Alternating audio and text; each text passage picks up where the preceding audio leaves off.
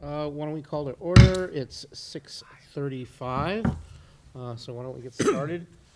First order of business, as always, is public input. Anybody have anything they wish to share?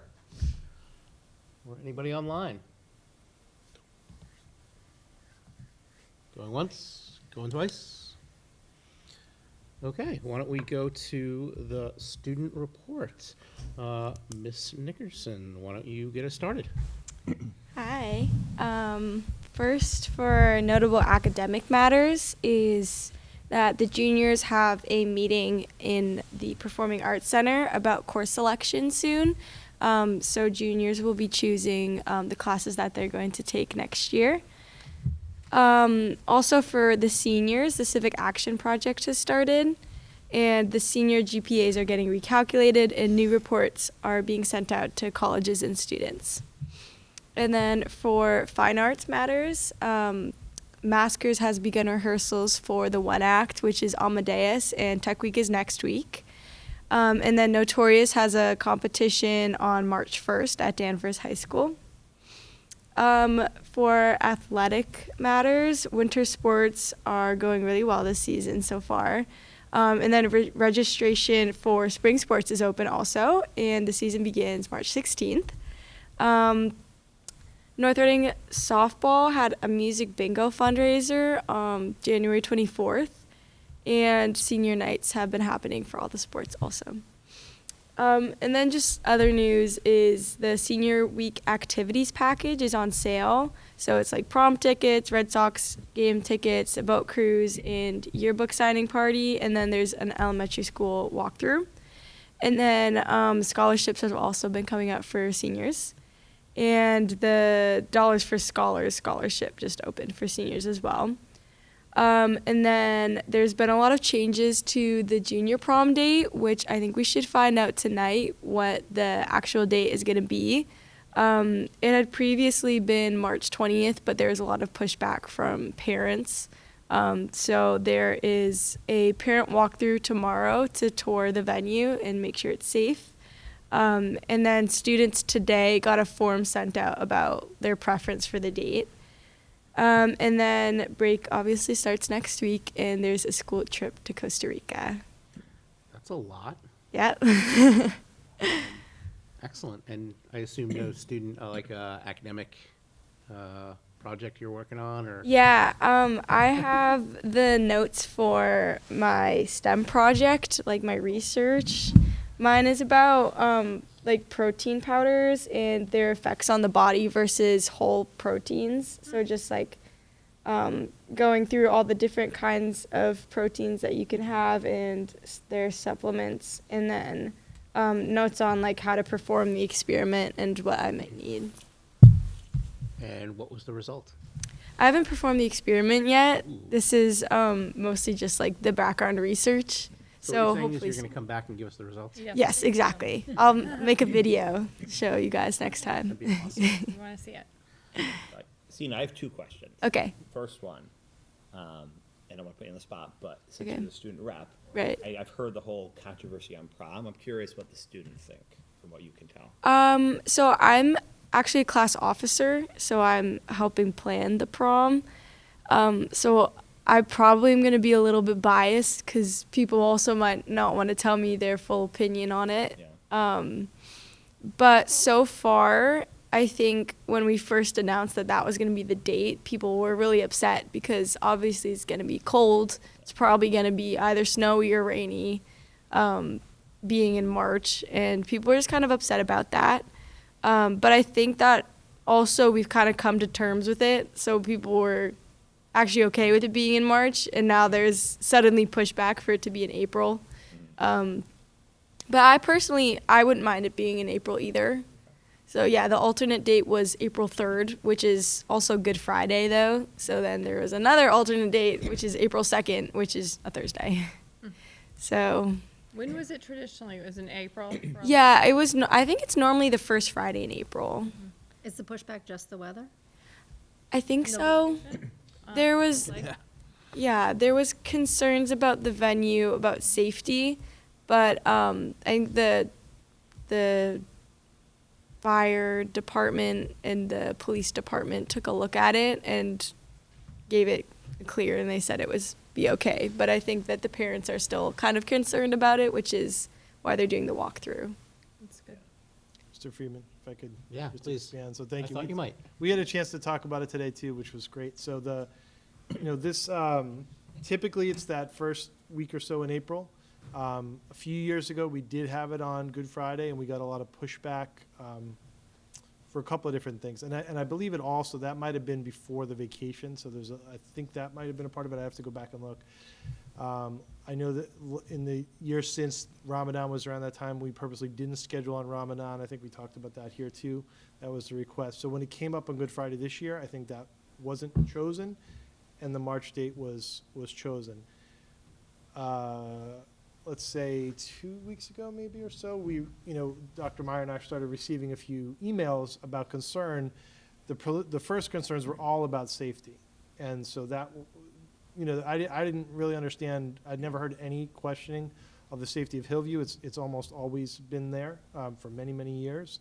But it stemmed from the connections to what was presented at town meeting about the long-term viability of that as a facility worth putting millions of dollars into to preserve versus the fact that it's safe right now. So part of what Dr. Meyer and I have done in the last few weeks was just answering parent emails and explaining the building is safe. There's no safety issue.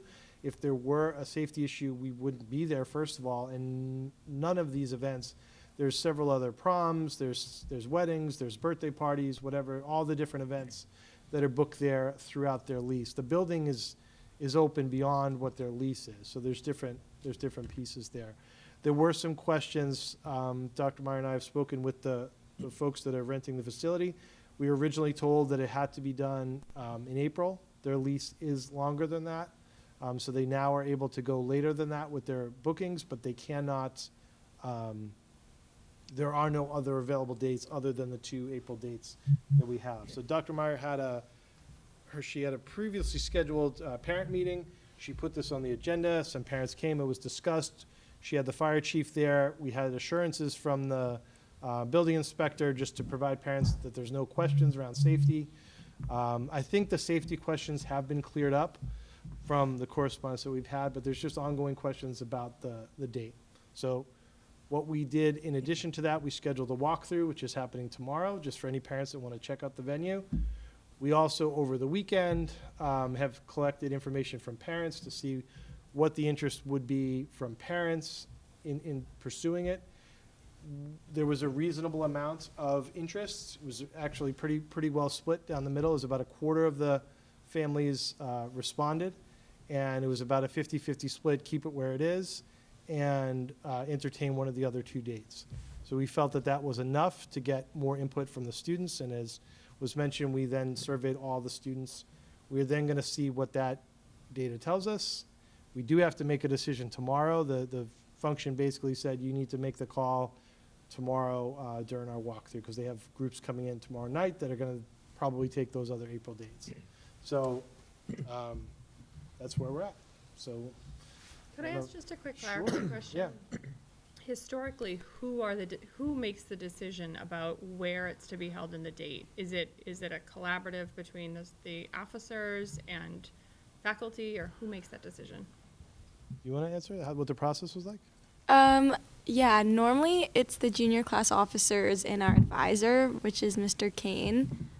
This year it was a little bit different because of the venue shutting down this year, where it would have to be March 20th, which is why it's so much earlier, before we kind of knew we could think about the option of doing the other dates.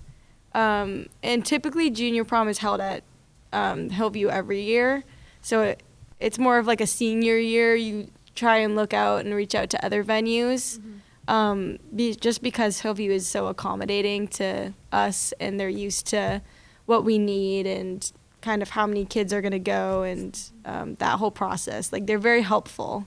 They provide the food and decorations and a lot of that, so they're really easy to work with. Obviously, next year will be a new venue, though, because it's shutting down, right? It will, yeah. So typically I'm never involved in this decision or discussion. I'm involved because I received you know, a strong handful of emails and voicemails. And then when I spoke to parents, they spoke to, there's a whole other group of people. And so, you know, we wanted to address that and show proper concern. So it's very, we're not going to be surveying every year, do you want the chicken or the steak? Or like, we can't get into that. It's really a decision, and it's a learning experience for the kids to be the ones planning it. But there was enough there, and I understand both why parents might have been concerned about the safety, and also why Dr. Meyer, especially new to the district, and Mr. Kane, who's not a North Reading resident, wouldn't have even connected the dots between what was raised at town meeting and the actual safety of the building. So I felt it was worth intervening and getting involved and trying to clarify that. As I said, the concerns now primarily seem to be more about the date, and we are going to see if there's some options there. So Okay, great. Does North Reading have Good Friday off? we do half a day then. Half day. Yeah. So, you know, go ahead. Well, mine's a complete change of subject, so. If you're, so, I'm all set. okay, it's, you know, the only other random question, because I'm on the capital improvement committee, and so we're doing our fund request, and one of the ones is for like technology for computers, things like that. And I'm just curious, like, when did you get your computer, and how has it held up over the years? I think I got mine in 6th grade. Okay. And I mean, I prefer my laptop at home just because my family was able to get kind of a better quality one. The Chromebook is fine. It's just, it can be a little slow at times. And have you seen it get, I'm just wondering, because like, we're using for 5 or 6 years at a time, and I'm just curious when we're thinking about the technology part of it, like, Yeah, I mean, should we really be doing it for 5 or 6 years, or do we need to even start thinking about more? yeah, it kind of will sometimes just like shut off. Well, not all the time, but like if I'm doing something, it'll just like have a black screen, and I was like, where did that come from? Or it'll just be like slow, or like tell me that I don't have Wi-Fi when I do have Wi-Fi. Okay. Big issues, like, again, There's some just- issues, yeah. Yeah. okay, we're just starting to think about budget this year, and like, that's one of the other considerations is, you know, we're gonna see how these go, because this is a plan we made years ago, so I'm just curious, so, thank you. My daughter's laptop has I put some electrical tape on it. It may have fallen. Uh-oh. Don't tell anybody. Oh, my kids have loaners all the time, because Mr. they also Freeman. don't take care of them well. Yeah. So just, you know, we use the entry points of 3rd and 8th, I believe, is the, and that way it's sort of every 5 years, like you said. Yeah, That's based a little bit on the lifespans of the devices in terms of what the manufacturers walk us through, and also because we do use them for testing, so making sure that they are within that window of when they're still supported. We found 6 and under is when they're still supported. Obviously, the closer you get to 5 years, the less, you know, keys are getting stickier and software updates are more needed, but we found going any more than that is why it doesn't work. So we might take, you know, a senior device, and that can go to a classroom set at the younger level where they're just using them for some basic typing things, but trying to influx those newer devices. But Yeah. yeah, every 3 years would be better than every 5. Yeah. You know, but that's the challenge, then it's not a capital project if it's 3 years too, so. Okay, thank you. Thank you. Anything else interesting that you want to tell us about? Um, Extracurricular, anything fun? I'm going to Costa Rica with a school trip next week. That's pretty awesome. Yeah, I'm excited about that. What part of Costa Rica are you most excited about? Beach? Beach. Or the, I mean, I guess I'm more used to beaches, so I'm excited to go to the rainforest also because I've never been there. It's But one of the coolest drives I've ever made is through the Really? rainforest there, yeah. Yeah. You go through the cloud forest to get to the rainforest, and it's really cool. yeah, there's like so many things that we're gonna be doing, so I'm excited for that because I like to be active, so it's like I get to do things every day, which is exciting. But it's also like they're not packing the day with things, so I don't have to be stressed about like I have to study and then I can't study or I can't have fun. It's like it's a nice balance, I feel like. So I'm excited. awesome. Hmm. Well, have a great time. Thank Safe you. travels. Thank you. And you're more than welcome to stay. I give this offer to everybody who sits here. You never take me up on it, but that's okay. You don't have to stay for once. Okay, thank It's you. not true, one does. Oh, one did. Yeah, one did. It's true. Thank you. Have a good rest of your Thank you. you. Appreciate it. Mr. Friedman, I would recommend going to the high school presentation next. Yeah, why don't we do that? For new business, the North Reading High School presentation. which probably involves several of the people sitting here, but I'm just guessing.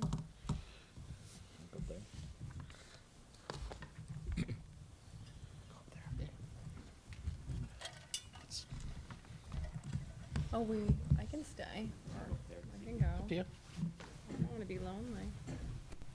Never be lonely. Mm-hmm.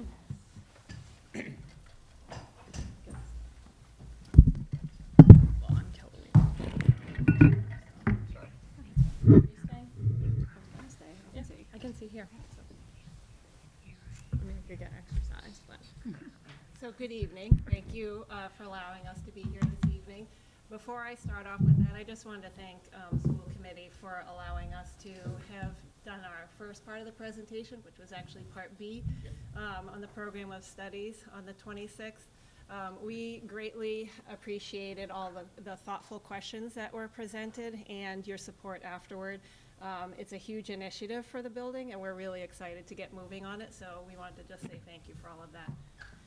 So this evening, I'm happy because I don't have to be the center here speaking all night. So I get to turn it over to the reason why we're all here is because of our students. And so, you know, I still marvel at the fact that we have so many clubs and activities and sports here in the building. It's truly phenomenal to see the kids getting involved in everything. So it was hard to figure out which ones to showcase, but I figured I had to start somewhere. So we're going to start off with robotics this evening, both the club and the classes, because we are increasing what classes we have here to offer in the building, especially with the semester courses. That's really incredible. So we have several students. That's led by Mr. Lane. They did take part in a recent competition and made us very proud by being in the top 10, right, throughout the entire competition in North Andover, so I'm sure you guys will talk about that. And then we have folks here from the senior internship program led by Mr. Rocco, who has done a phenomenal job. I think I mentioned last time that he's increased the internship program from 30 students to 78 students this year. So, and we're hoping to continue growing that as the years go on.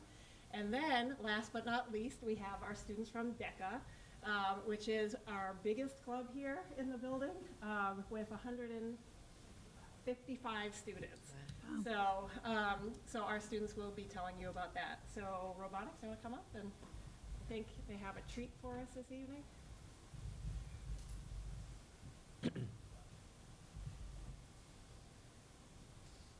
You want me to go through the slides, or do you want to do this?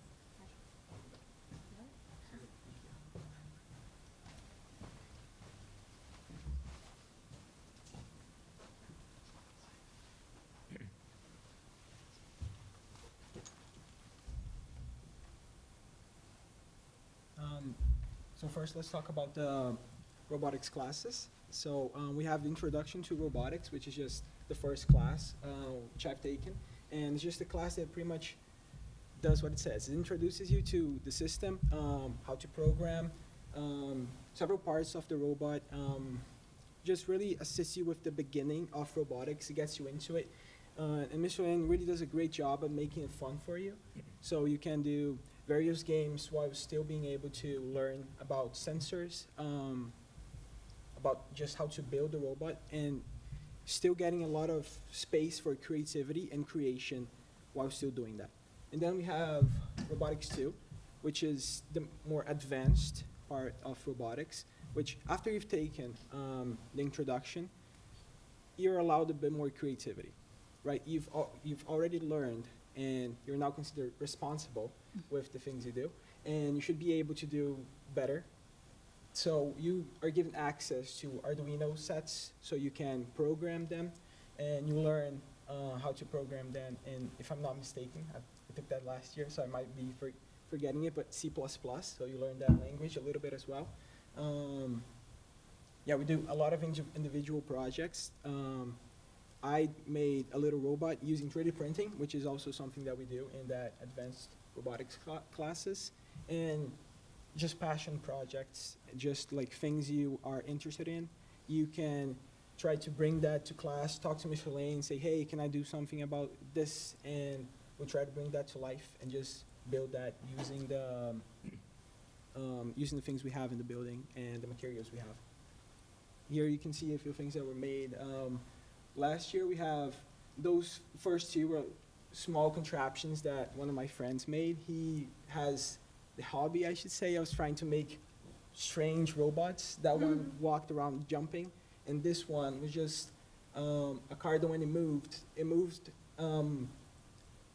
Sorry, well, let me remember. When the things that go like this, they move left and right, changing the balance and making it hit the ground. When they do hit the ground, it turns. So that's how it works. The yellow little robot, that's the robot I built with 3D printing.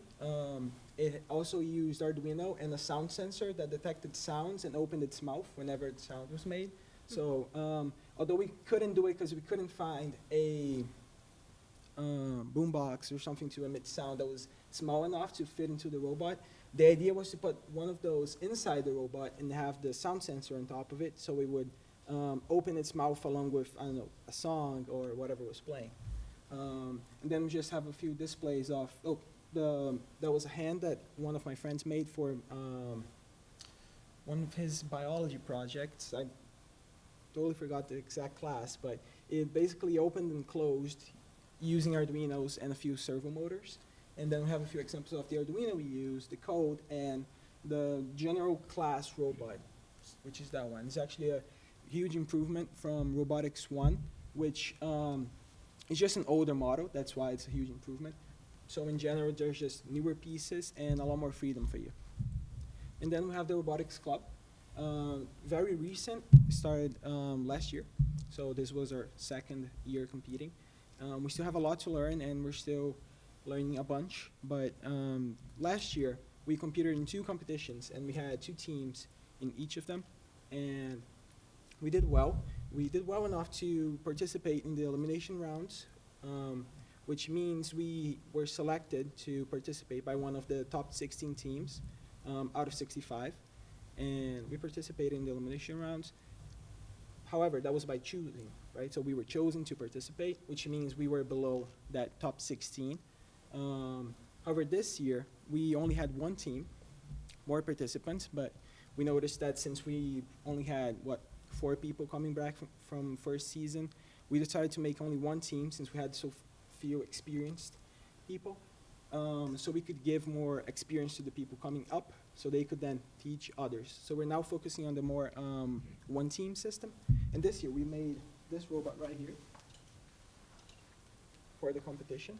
It uses rubber bands to move this little, this little block right here. Uses rubber bands to put them whatever needed. We had people responsible for designing the robot, others responsible for building, others responsible for coding, and this separation just makes the process a lot faster. But we need to come back and talk about the improvements that have been made a lot. So we hold meetings on Power Block. We just discuss what has been done in each sector of the robot, to just discuss how it's going, if any improvement needs to be made. And this has gotten us into, if I'm not mistaken, the 13th position out of 65 teams in our most recent competition, which is a huge improvement comparing from last year, which I believe we got 19th or 20th. So that's a great improvement for a team that's only 2 years old. And we were able to do all of this in such a short amount of time, just 2 years, because of just in general, we're a more experienced team now, and we have been learning more and more as time passes. And we hope to be able to pass our experience to the next year, the next generation of people in the club. And we hope to do this by leaving a notebook behind with all the details of things that we learned throughout the years. That's it. There's a few pictures. Very cool. Can we see the robot move? Does he move? I didn't bring the controller, but I can show you this. So it's supposed to be like this. It goes in through here. When this spins, it just takes it up like this. And then it goes up through this system right here. And then it goes in to an intake which we store them right here. We store up to 7 of them, and then we can take them all out at a time to score as many points as possible, and found that to be the most efficient way to do so. Interesting. So cool. Do you, you've obviously have a faculty advisor. Yes. Do you have just one faculty member and the rest are students or? Students, yes. Okay. Very impressive. Do you plan on working in robotics upon graduation? I plan to major in engineering, mechanical. It's really neat. Such a great opportunity. How many students are in the club? I believe 8 or 7. Okay. around that.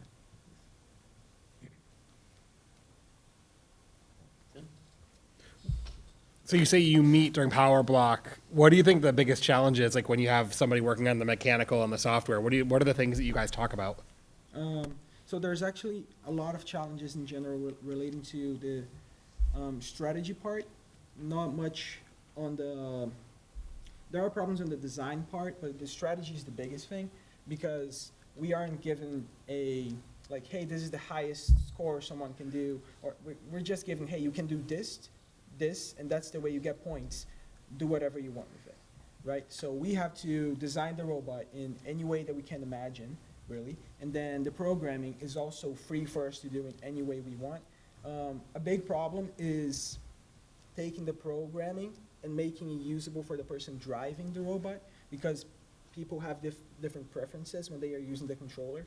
So you need to take that into account. You have to ask them, hey, would you prefer if this was in this button instead of this button? And that can take some time, some trial and error. And I would say that's one of the biggest challenges in that part. But honestly, in the building process, it has a lot to do with the materials we use, because everything has to be specifically selected for what we do. Even these rubber bands, we had a lot of problems with them breaking earlier in the season because we used a just worse rubber band in general. We just bought one off Amazon and we're like, this one would do. They're not. They broke like 10 rubber bands a day, even though we weren't moving the robot. So that's a clear sign that they would probably all break during competition. So we had to search and look for the best type of rubber bands that we could use to ensure that we would have the best results in the competition. And that's one of the best examples I can give you of problems and the problem solving involving the robotics club, really. Great. So I have one question. So you keep talking about the season. Yes. I know a lot of, when you get to high school, a lot of the activities are really like, you know, you have to do, it seems like you can only do one thing.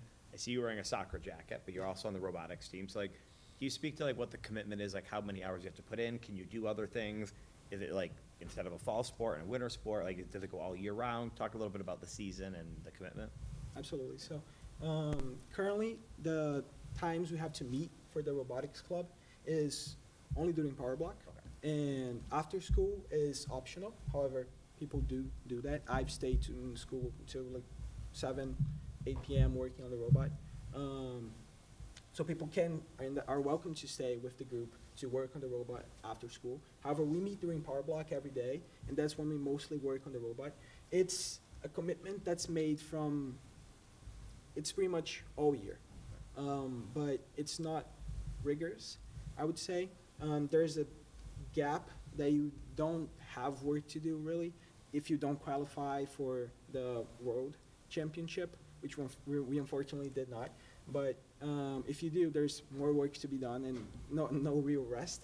But it's a commitment that you do because they release the season, and by that I mean the game and the things you have to do to score, and they also give us a design of the robot that they give us, saying, hey, this is something to help new teams. This is a new robot that you can build very easily. When is that? Is that in the fall or? That is before school even starts. Oh, okay. For the summer. It's close. It's before summer. It's like around the end of spring. Okay. And that's when they release everything, and they release the game manual and all the rules, things you can and can't do. And that's what we use to design the robot. So a lot of the designing process can happen over summer, start of the year, but then competitions only happen end of the year to the beginning of the next year. And then once competitions do happen, it's a matter of if you make it to the world championships or not. If you don't, then that's the end of the season for you. Thank you. Mr. Kling? Yeah, I just want, Davy, I want to thank you for your work, both of you, in coming forward. I know he was instrumental in bringing the club to life here at North Reading High School with Mr. Lane, and I was impressed with your learning experience from year 1 to year 2 of going from 2 teams to share that knowledge, because I also know that you're graduating at the end of the year. Is the club well built to sustain that work as we get ready to go into next year as well? So we're currently planning classes where I am going to teach a few people a few different techniques on how to build the robot, different ways to design the robot, and others will try to explain the coding process, just to make sure that the teams next year will be able to have access to the same knowledge we had prior to them, Right. but then they will be able to build onto that, because we'll also give them a notebook, which we are all writing right now, of all the knowledge that we think is essential for the competition and that they should know. And they will be able to also write more for the next years. So we'll just keep building the knowledge and making sure that the team just keeps getting better year by year, which is something, it's a trend that you notice on every robotics team from this competition and various other competitions based on around robotics, especially because you don't need to simply scrap all of the robot and rebuild it all every competition. A lot of teams just reuse their drivetrain, so the base of the robot. So they just take the top out and put a new one on top, it just makes the building process easier, because just the drivetrain, so just this base, the bottom part, took about 2 to 3 months for us to build and to design, because there's all the gear ratios that we have to make sure that we take into consideration, so the robot's fast but still powerful enough to push other robots around. So all of these have to be considered, and we hope that by giving them the knowledge that we got from all these competitions and all these years, we'll be able to make this process faster and therefore make them a better team. Congratulations. Thank you. Awesome. Well done. Fantastic. Thank you.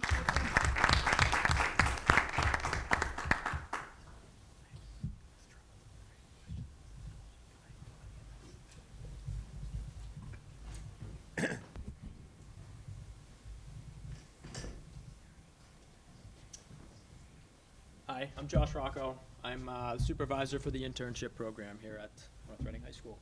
I'm just going to talk a little bit about the program, and then we have 3 of our senior interns that are going to speak to their experience so far this year. So pretty much any senior in good academic standing can get an internship. They're responsible for finding their own internship. We have some resources to help them. I think we right now currently have a list of about 50 community partners that have worked with us the past few years. So if any student really wants an internship but they're kind of stuck, we do have some options for them. But primarily they're responsible for finding their own internships and doing all the legwork that goes with it. I've helped a little bit with resume building and cover letters and drafting emails to communicate with potential employers, which has been fun, but they do a pretty good job of securing their internships before the school year starts, which is good. And then as far as how it works, essentially it takes the place of your last block class, either green or gold days or both, depending on how it fits with your schedule. So they leave right before lunch after the 3rd block class to attend their internship. And as far as assignments go for the course itself, there's a monthly journal entry that they're responsible for, where they just pretty much highlight that month and summarize their month at their internship. So they talk about maybe some of the highlights, maybe areas they were looking to improve on, really anything that they want to share with me that's of value from that month at their internship. And then throughout the course of the year, they chip away at a portfolio project, which I'll talk a little bit more about in a minute. But essentially, in the program of studies, there's 9 competencies that they're supposed to the reason for the internship is to try to work towards these skills at the workplace. So they have to show evidence towards each one of those skills by the end of the year. So that's their portfolio project. And I'll speak a little bit more about the benefits, but like I mentioned earlier, one of the major benefits, I think, is the fact that they're finding their own internships. They're putting the thought into, all right, what do I maybe want to do as my career down the road? And they're starting to get these communication skills when they're going through the application and the interview process. And then obviously, once they secure an internship, they're learning all these valuable skills that they'll need down the road once they find the right career for them. And these students will be able to speak to that a little bit more in a minute. And then, like Dr. Meyer said, we have 78 students in the program this year, which is great. 47% increase from last year. I think when I first started, there was maybe like 13 or 15. And the next year, there was somewhere in the low 20s. And then last year, there was 30 or something. We've done a couple things that have really kind of helped beef it up this year. So last year, we started working with, if you look at the bottom right, that's just a picture, Burbank YMCA came in the fall. And they were trying to really promote their after-school program at the elementary schools here in town. So they had a lot of fun games and incentives for students to kind of sign up and get involved, which was kind of big. I think they ended up getting somewhere around like 15 students to intern with them that year from that, which was awesome. So that was in the fall. And then in the spring, we had our first internship fair, where we tried to get a lot of the community partners to come in and just talk about the internships that they had available to students. So we had the entire junior class come in during Power Block and kind of walk around and ask questions, which was nice. It was our first year doing it, so I think we only had around 10 of our local businesses coming in, but we had a bunch of handouts for the students. I think one of the issues why the program has been smaller in the past is because students just weren't really aware of what it was and how it worked. So that was kind of a nice day for students to not only get to meet some of the different businesses that are offering some internships, but ask myself questions as to what is this all about, how does it work, how do I get one, what do I need to do. So that day I really do think kind of helped spark things, and hopefully it can continue to grow over the next year. We're going to do it again this year. And then before I let the students talk, I talked about like benefits, and I talked about those competencies. So there's 9 competencies in the program of studies when you look at the internship program. Obviously, I won't read through each one to bore you, but these are just the skills that they're working at or hopefully providing evidence towards by the end of their internship. So the communication and literacy, organizing and analyzing information, problem solving using technology, completing entire activities, professional conduct, interacting with others, understanding all aspects of the industry, and taking responsibility for career and life choices. So just some of the things that it touches upon that the students are showing their evidence for their portfolio projects at the end of the year. So with that being said, we have 3 of our interns here. We have Quinn, Emily, and Harshini, and they've all got some pretty interesting internships that they're going to speak about. So Quinn, you're up first.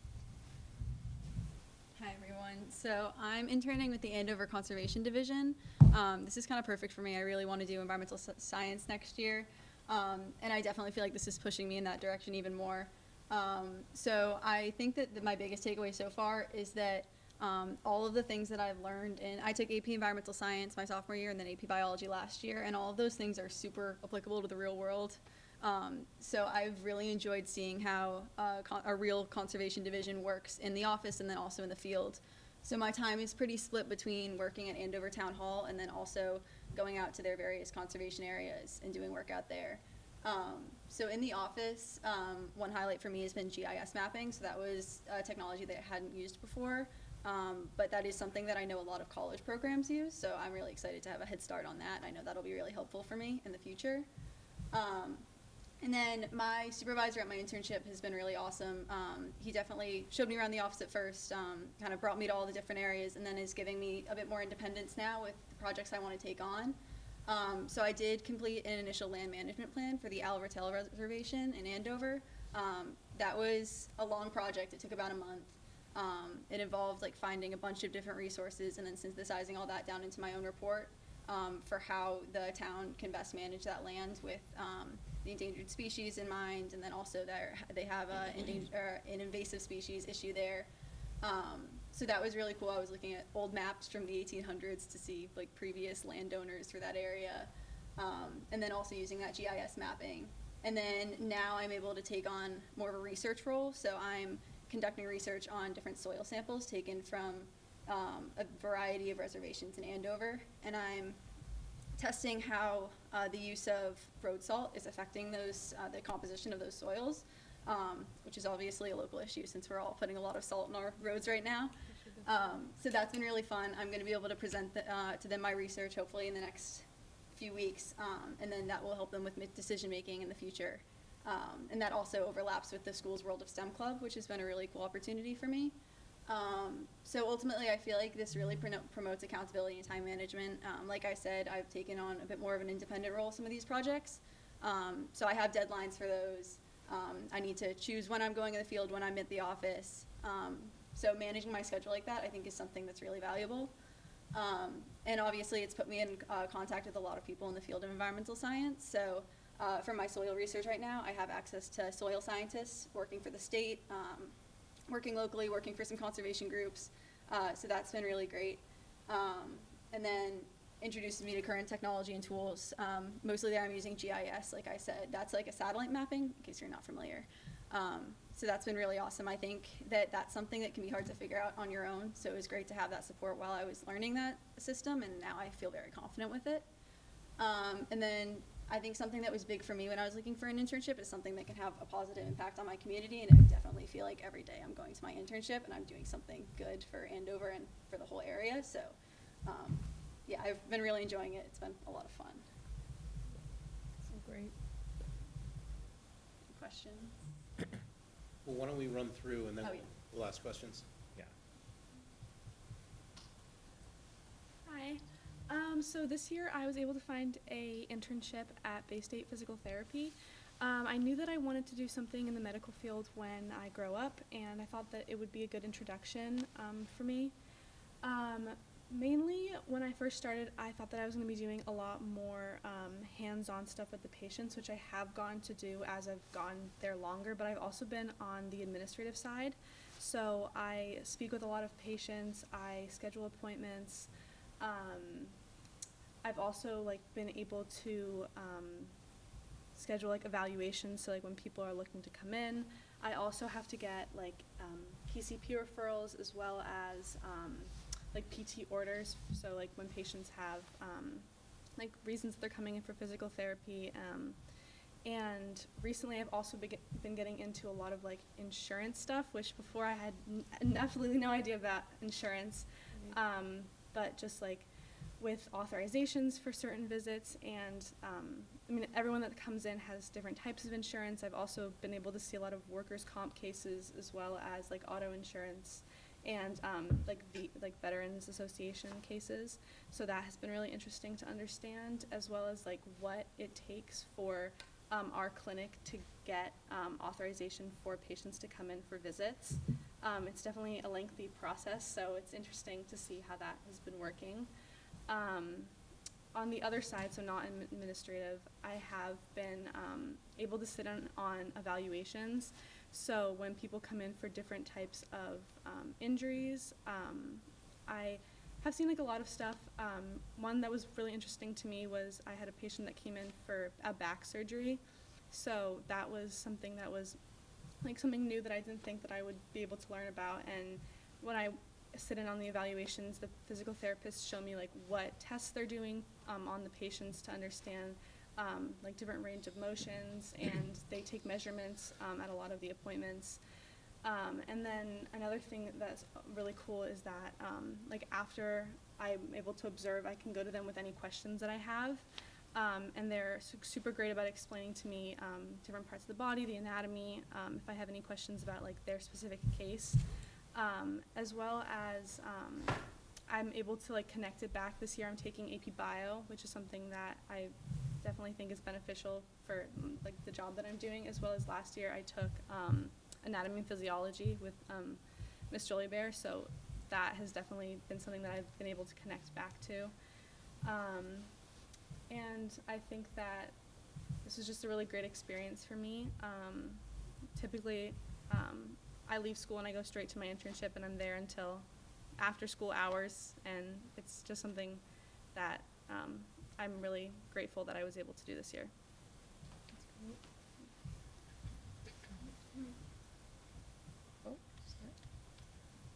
Hi everyone, I interned at De Blasi Law this year, and law has always been something that I've been interested in, so I figured that interning at a law office would give me insight into what that would actually be like behind the scenes. So when I first started off, my work was primarily administrative and legal support tasks. So I would make new client folders, or I'd update client information, or even I'd call third-party providers to ask for things like medical records for clients, just depending on the case.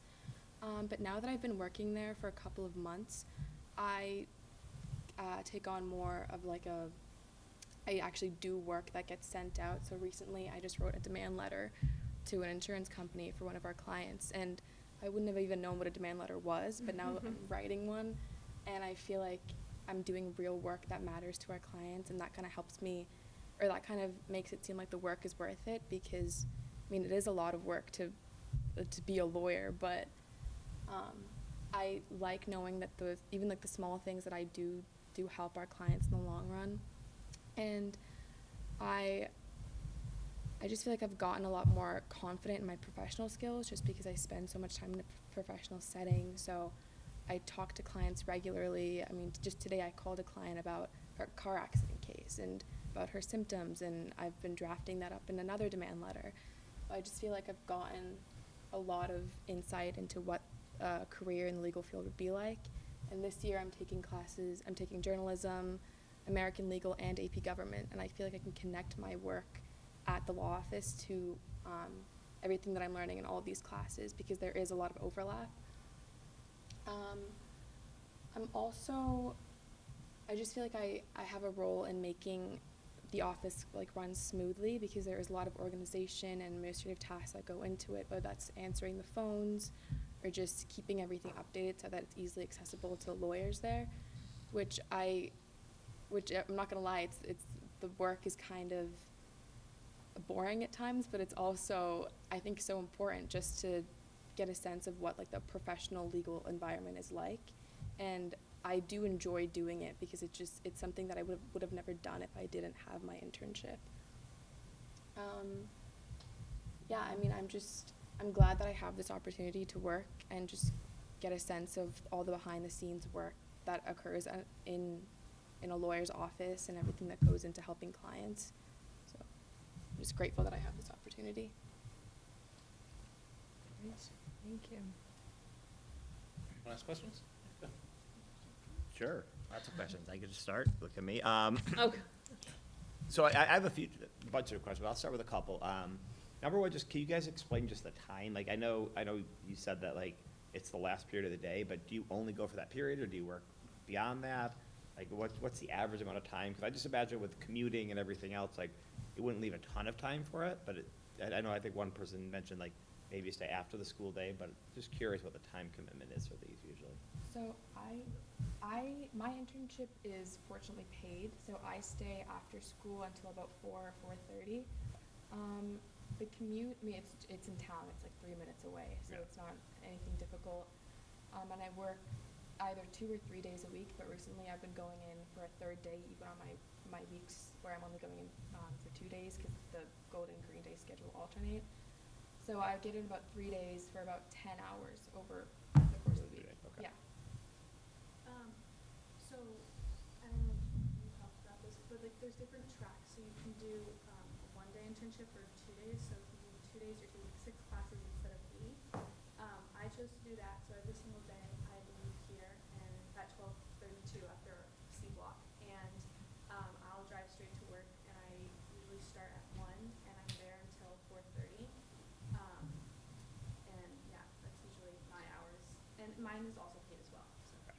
Yeah, so mine's a little different from theirs. Mine is unpaid. I also only do 1 day. So I just have it on green days, so I'll either have 2 or 3 times a week. So for me, it's about a 15-minute drive. It depends if I'm going to the office or to the site. If I'm going on a site visit, I'll usually just go straight there. If my supervisor meets up with me, he'll meet me at that location. So I also do sports after school, all 3 seasons. So that means I need to be back at the school by 3:10 usually. So when I'm working at their office, I'll leave here at around 12:30 when classes end. Takes me 15 minutes to get over there, and then I'll usually leave by 2:45 in order to get back. So it's a bit more of a time crunch for me, but I definitely feel like I'm still getting a lot out of it. I'm there for a good amount of time. And did you guys find the internships yourself, or did you help from the school more? Like, curious how you guys found them.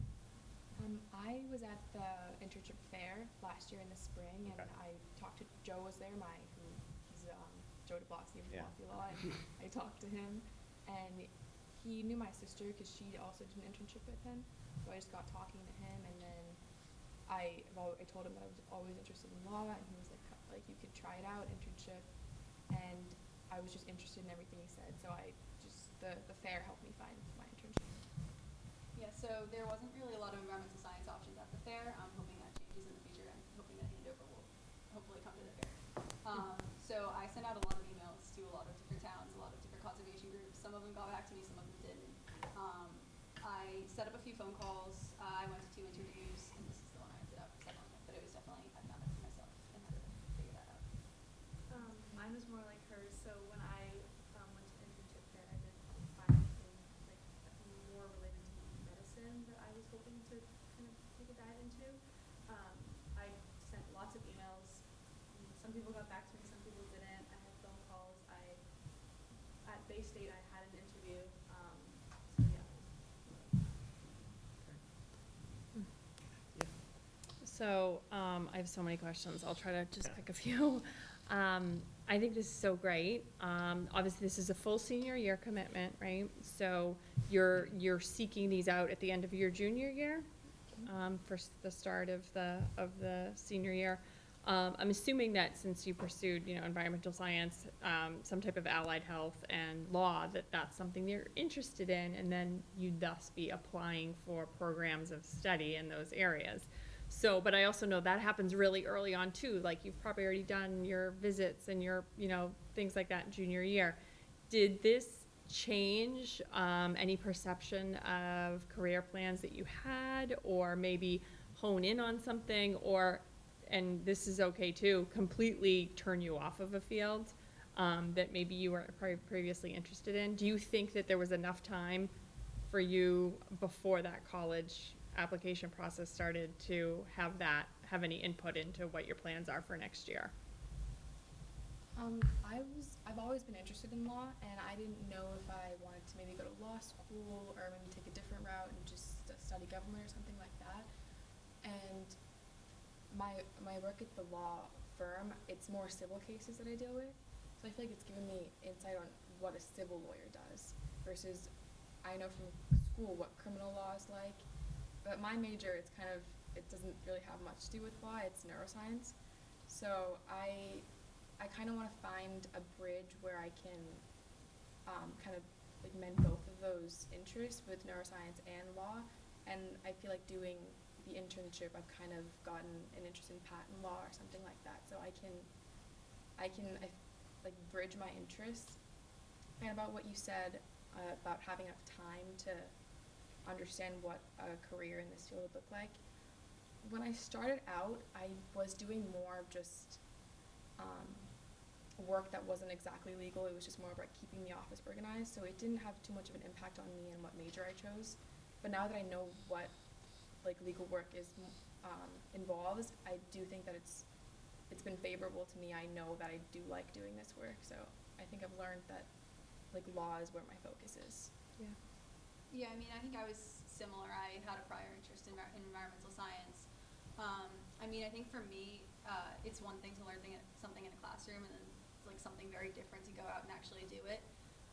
And so although, I did some early decision schools, so I think that it was kind of a quick turnaround, but I also feel like that process over the summer at the end of my junior year, finding the internship, also introduced me to it a lot. So I think the process of reaching out to a lot of different groups and then talking to them and going and seeing what their facilities are like and learning what they do on the day-to-day before I actually even settled on one internship, I think that definitely gave me some insight into how environmental science works as a job, and what I would potentially want to do with it.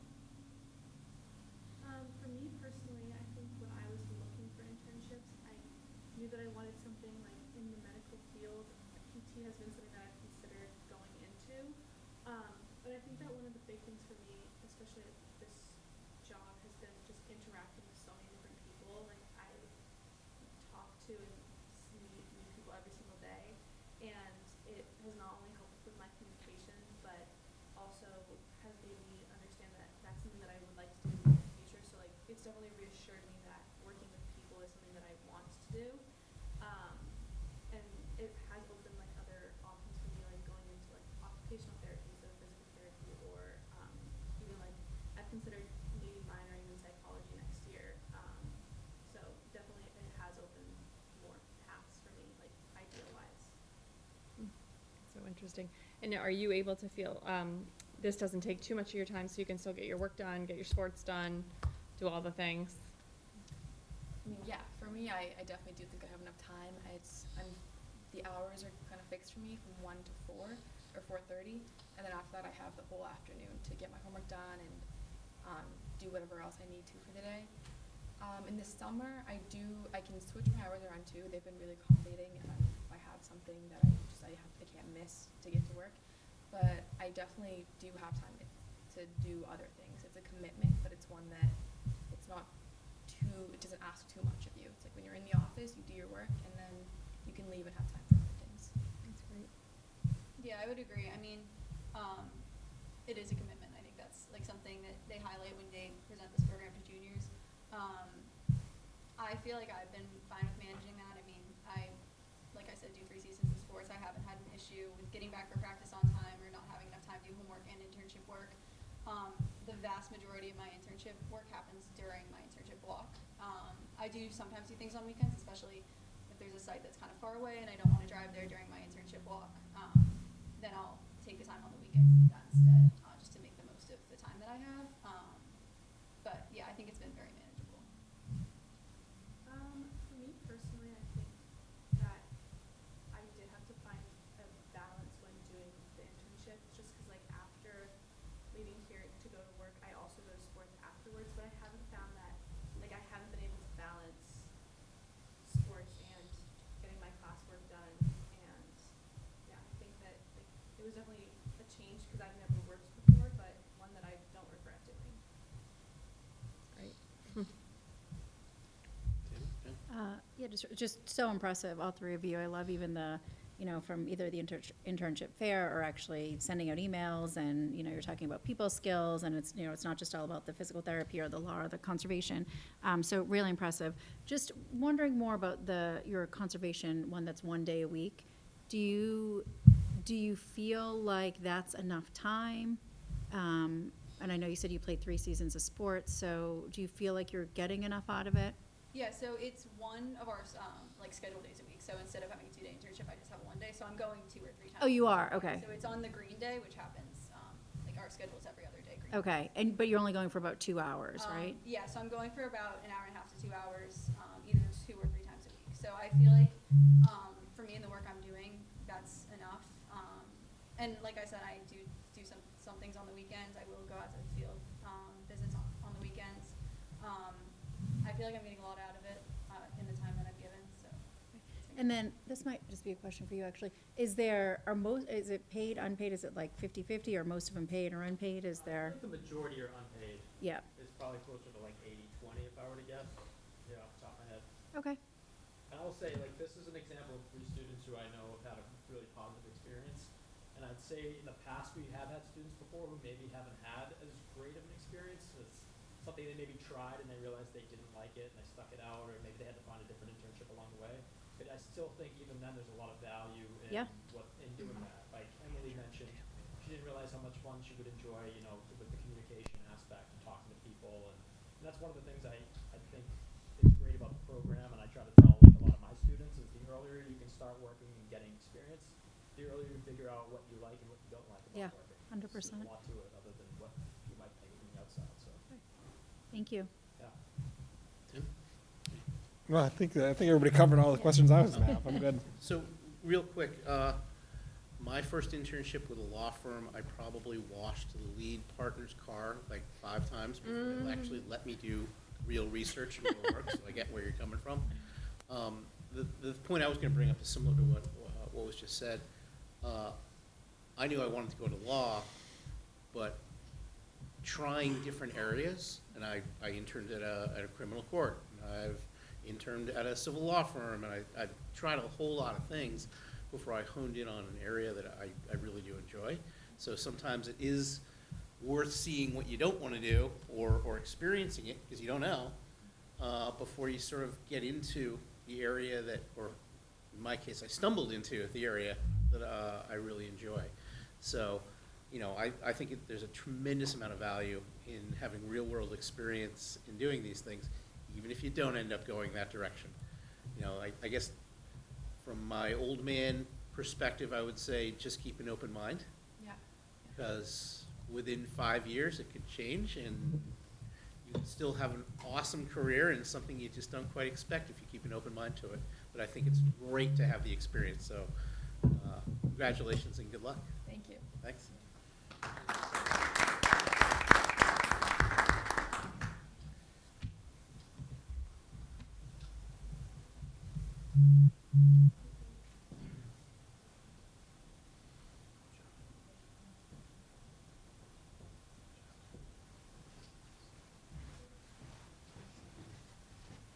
Hi, my name is Shania. I'm Shreya. My name is Natalia. We're all members and competitors of North Reading High School's DECA chapter, and Shreya is actually one of the officers.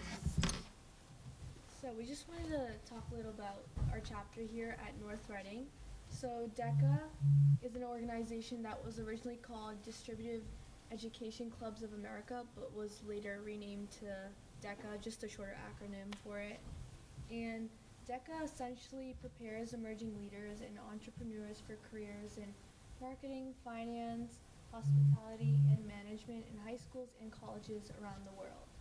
And students develop and showcase their skills by participating in competitive events, workshops, leadership programs, and fundraising efforts at district, state, and international competitions. Okay, the history of North Reading High School's DECA chapter. So how it started and where we are now. So we started DECA at North Reading High School during the 2018 and 2019 school year. A couple of members of the Future Business Leaders of America Club expressed interest in starting a DECA chapter. And 2019 and 2020 was the first year for North Reading High School DECA, and we started out with 12 members, and FBLA was phased out. And membership over the years has continued to grow, and we are currently at 155 members for the 2025 to 2026 school year. So career clusters and events. So members compete within a particular career cluster and focus area. There are 5 career clusters and numerous events within each cluster. So career clusters include finance, business management and administration, hospitality and tourism, entrepreneurship, and marketing. And competitive styles are principal events, which are first-year role-play events for our freshmen, so they're easier compared to our other competitive events. Individual series, which is where students compete individually in role plays. Team decision-making, where students compete with a partner. And prepared events, which is where students compete by doing a prepared event, so they have a written portion and a presentation that they do to a judge. And this year was actually North Reading's first year doing prepared events, and every single one of our teams who did a prepared event this year qualified for our state competition. So there's 3 competition tiers for students. So the first competition tier is the district competition. I would say about 75 to 80% of all DECA members do attend a district competition. So there's 2 dates, December 8th and 9th, and this is an all-day event for members. Usually individual members will go one day, and then the team decision events will go another day, just to kind of split it up. We compete in District 4. I would say there's around 9 or 10 schools in our district, just from our area, and it's hosted at the Boxborough Regency Hotel and Convention Center. So the top 4 teams or individuals in each section will move on to the state event, which we call SCDC, and this year 21 North Reading High School members are moving on. So that's from all, so we have I think we have a freshman going from principals. Yeah. So we have people from all 4 categories. So these 21 North Reading High School members will move on to the State Career Development Conference, which is a 2-day overnight event in Seaport in Boston. We'll be competing against all DECA chapters from the states that send people to states, and the top scorers will move on to ICDC, which is the International Career Development Conference, which is overnight in April 2026. So we haven't sent anybody yet to ICDC since our chapter's fairly new, so we're hoping to do that in the future. But we're looking forward to states in March. And these are a few members of our club and some photos from this year. Yeah. Anything else you can add? Any questions? I have a question. This is so interesting because actually, like, I'm glad you finally defined DECA because I'm like, what does that stand for? Always like it's something. The career clusters, you've five, broken down into 5 career clusters. Does that mean if one student joins, they need to select a career cluster that they want to be a part of? Yeah, so when a student joins and then when they're competing, they do have to select a cluster, but they can change that every single year during every single competition. So they're not like stuck to one cluster throughout like 4 years of high school. And for your huge amount of members, are they pretty well distributed throughout those clusters, or do you have one that's more popular? So what's like the maximum, is it like, So the way we do districts, what they'll do is depending on the number of members we have registered, they'll say, okay, we had 155 competing, we were limited to 6 competitors per event. So like if we look at marketing, there's probably 12 events under marketing. So to answer your question, we're spread out all across everything. So what I do is I send a Google form and they select what they want, and then once that kind of gets filled up, it goes away, so then they have to pick their second choice, what their third or fourth. yeah, so adding on to that, so like you were saying, like if there is a cluster that's more popular, but if we only have 6 slots, then students do have to pick a different one. Okay. I was just wondering what was the most popular. Like what fills up first? To answer your question, they go for marketing Yeah. more. But what I tell the kids, like sports and entertainment marketing, they all want that one. But then we have, actually Shreya, you had like apparel and accessories marketing. And so I tell the kids, like sometimes the more niche events, they don't have as many competitors, and you have a better chance of moving on to the competitive pool smaller. Right. And the competitions, is there like a national organization that's coming up with like the themes and if there's a prepared events competition, like that you're given something by the organizers of the event. So there must be a pretty robust. Yeah, for sure, yeah, there's a Okay. competition that's been around for Okay. how many years. Yeah. There's a structure of what the event topics are. That's great. Thank you. Do all students compete, or is it expected to, if you join, are you expected to compete? Maybe that's a better question to ask. Yeah, so in years past, sometimes like some DECA members would like sit out of districts, but I think like as we grow, Ms. Pierce has definitely encouraged us all to compete. It's mostly expected that like when you do join DECA, you're at least going to be competing at the district level and like trying your best to qualify for states. And what does preparation look like? It really depends. Like you kind of get out of it what you put into it. So when I was like an underclassman, I would just kind of do DECA for fun. But now we actually have something called DECA Plus, where students can log in and they can do studying for each cluster. So if you're doing principals, individual, or team decision making, you actually have to take a quiz, like a business quiz, depending on your cluster. So you can study through there. They have tons of study materials, like practice tests, stuff like that. It's definitely optional, but I mean, when I studied for mine, I definitely got a better score than I did in the past. What else? You guys have anything to add to that? So we have DECA Plus, and we also do encourage that students are also welcome to come during Power Block to Miss Pierce's Power Block to practice their role plays one-on-one if they want to do so. Yeah.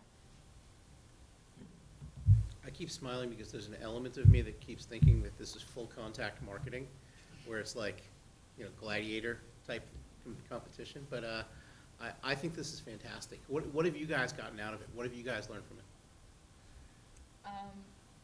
Well, this year, Shania and I are actually competing together in a prepared event. So Together as in you competed against each other? Or? no, together in a team. Okay. Got it. Yeah, so in the years past, I did entrepreneurship because I thought I would always want to do business, and then I kind of strayed away from that.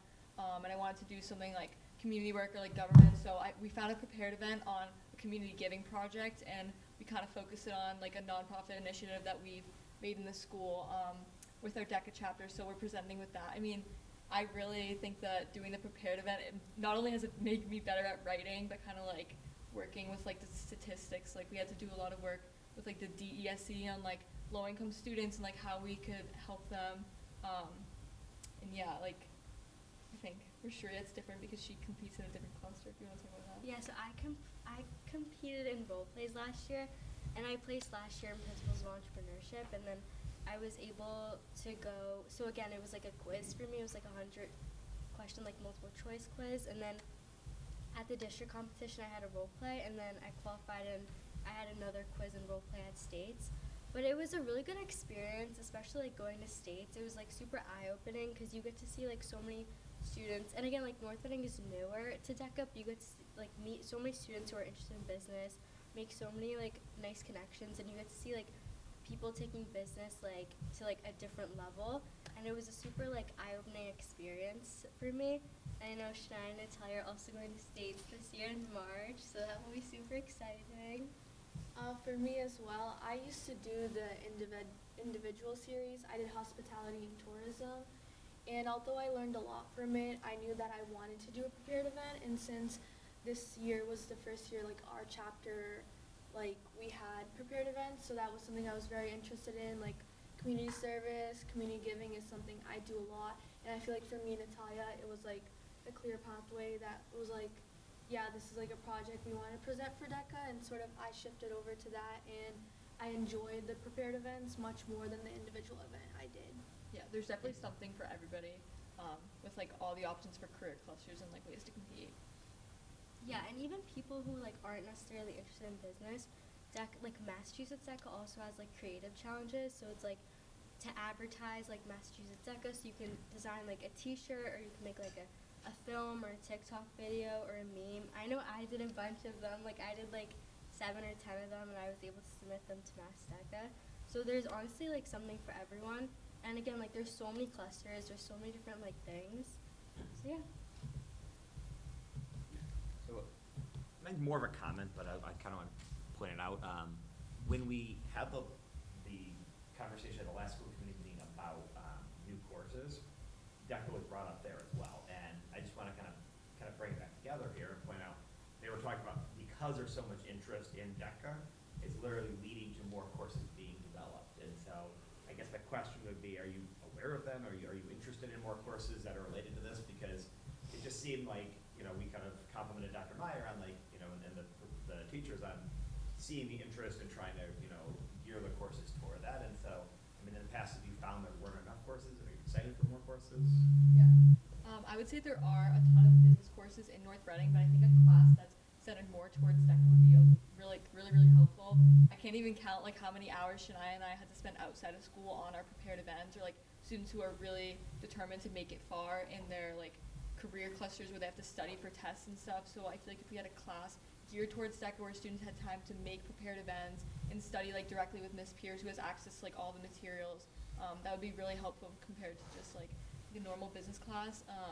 But I would say like the business classes do provide a lot of background that you wouldn't normally get. Like I took business management last year, and I kind of applied that to my entrepreneurship topic as well. So, I mean, I agree. I know last year when I made it to states, my role play for districts, I talked about a concept that I learned from my sports marketing class, and I do think that's what made me like stand out, and that's what helped me place. But I do know like Billerica DECA and like different towns that have a lot of students placing at districts and going to states, they do have DECA as a class. So a lot of students spend a lot of time working on like whatever they need to do in class, especially because this is our first year doing prepared events. And so I've seen like how much time it really takes to like, I haven't done a prepared event, but I've seen like other people do it and like how much time it takes. So I do think for North Reading DECA to be like bigger and more successful, if we had a class for DECA, that would really be beneficial for our students, especially because we already have like so many resources and so many like business teachers here. I do think it would be super good for our students. That's great to hear, because I know, for example, in the theater, I know there's a lot of theater classes, and definitely that goes hand in hand with the competition that they're doing. So, and the only request is when one of you goes to the international, you gotta make sure you tell us. yes, of course. This year, Yeah. ICDC. Let us know. Want to hear. We will. At some point, I'd love to hear what, I have some friends whose families competed in a Destination Imagination. Sounds, I don't know, I'm sure there are many differences between that sort of thing, but it sounds like there's some similarities, and I think it's a wonderful, wonderful experience, so congratulations. Thank you.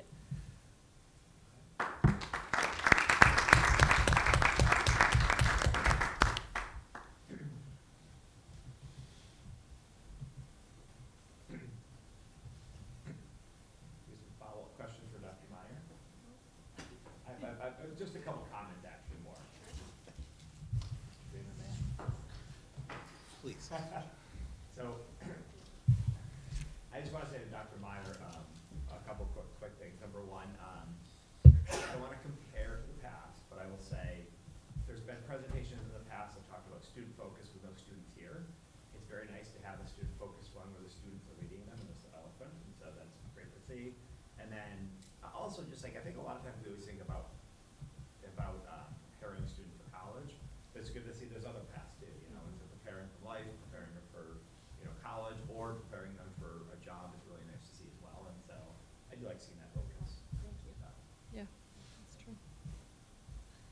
Do we have any normal students? Because I know like these are all comes up, exceptional I'm just kids. blown away by it. I mean, it's just, I think that is the normal. I think we've raised the bar. I just think it's phenomenal. I could never have presented in front of a group, much less done the things that we're talking about here, so that's fantastic. Yeah, I love how passionate they all were about their particular area. I feel like they could, you know, you're like, oh, you have this much time, they could have talked forever, yeah. Yeah. Awesome. Congratulations. This is phenomenal. Thank you. Thank you. Thank you. Thank you. Thank you. I've asked Dr. Meyer just to stay through the policy, just because it applies to high school, but I just want to thank her for all she's done. Continues to do tremendous work, came in to so much more than you'd expect in a typical year with NEASC and competency determination, and there's so much more at the high school level this year, so thank you again for everything. Great job. That was really, really good. Thank you both. Are we taking a moment, or are you? We can keep going. Okay. Give me 1 second.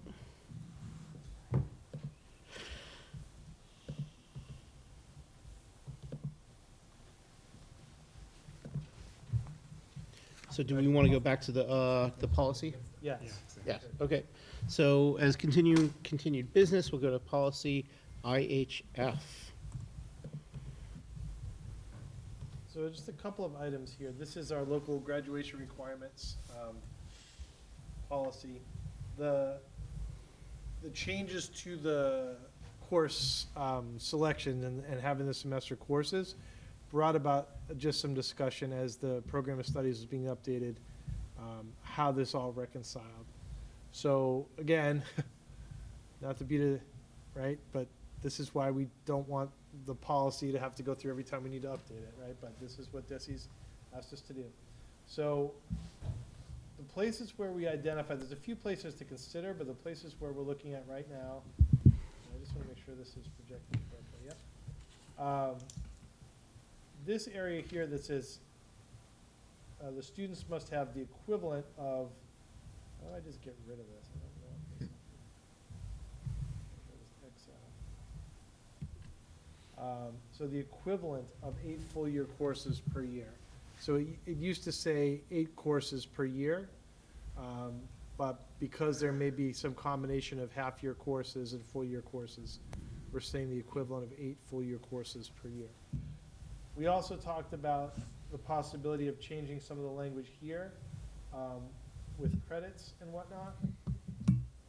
At the moment, what we're recommending, we've gone back and forth on this a little bit, but again, the equivalent of 4 years and then the credits being 4, the suggestion here that we discussed is that, because we just, even just before the meeting, we talked a little bit about communication to students, about credits, but also communicating to students that you can't necessarily jam all those credits in. Like, you couldn't take all your English classes as an elective and not have English in your senior year. So we think that we're trying to be similar to the setup of what is required under MassCore as having an English course every year for 4 years.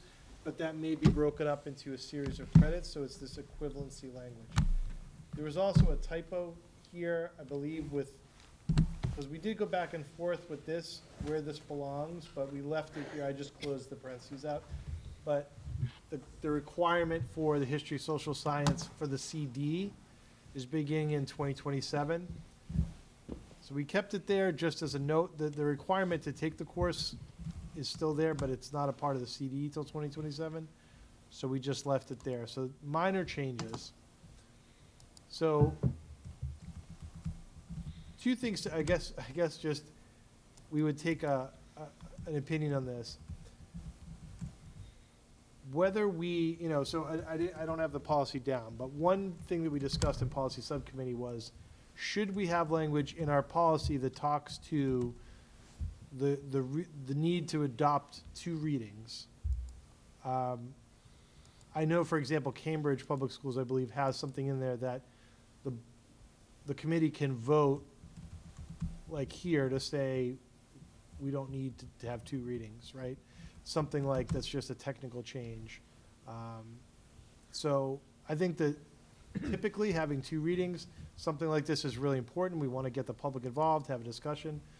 But if then is like a minor change on something, or, is it possible to have it? So I'm just putting that out there. That might be another discussion for another night, but I'm just putting that out there as part of the discussion. Jeff? Yeah, please. I think that, from my perspective, the main thing is because we're being asked to put so much in policy, which I agree with Dr. Daly, I don't think actually belongs in policy. And then having deadlines associated with said policy makes it really challenging to fit 2 meetings in.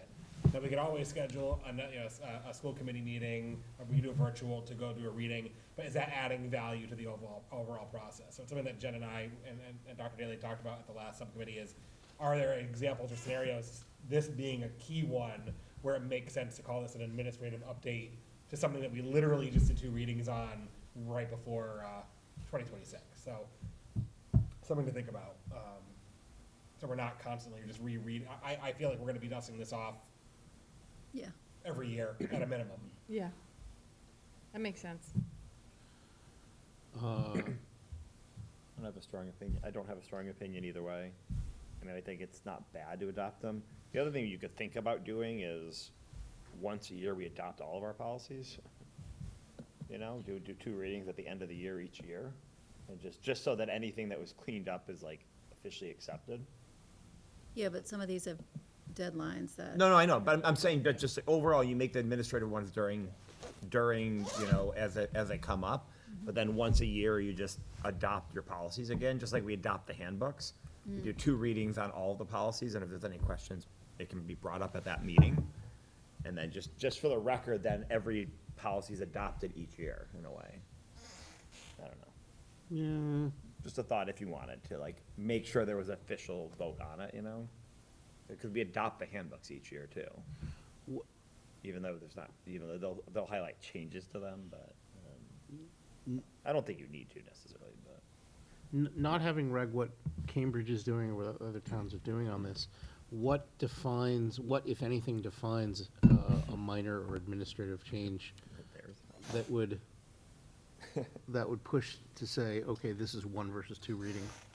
Because to me, I mean, I agree with you. These are minor changes, and I would do it that way.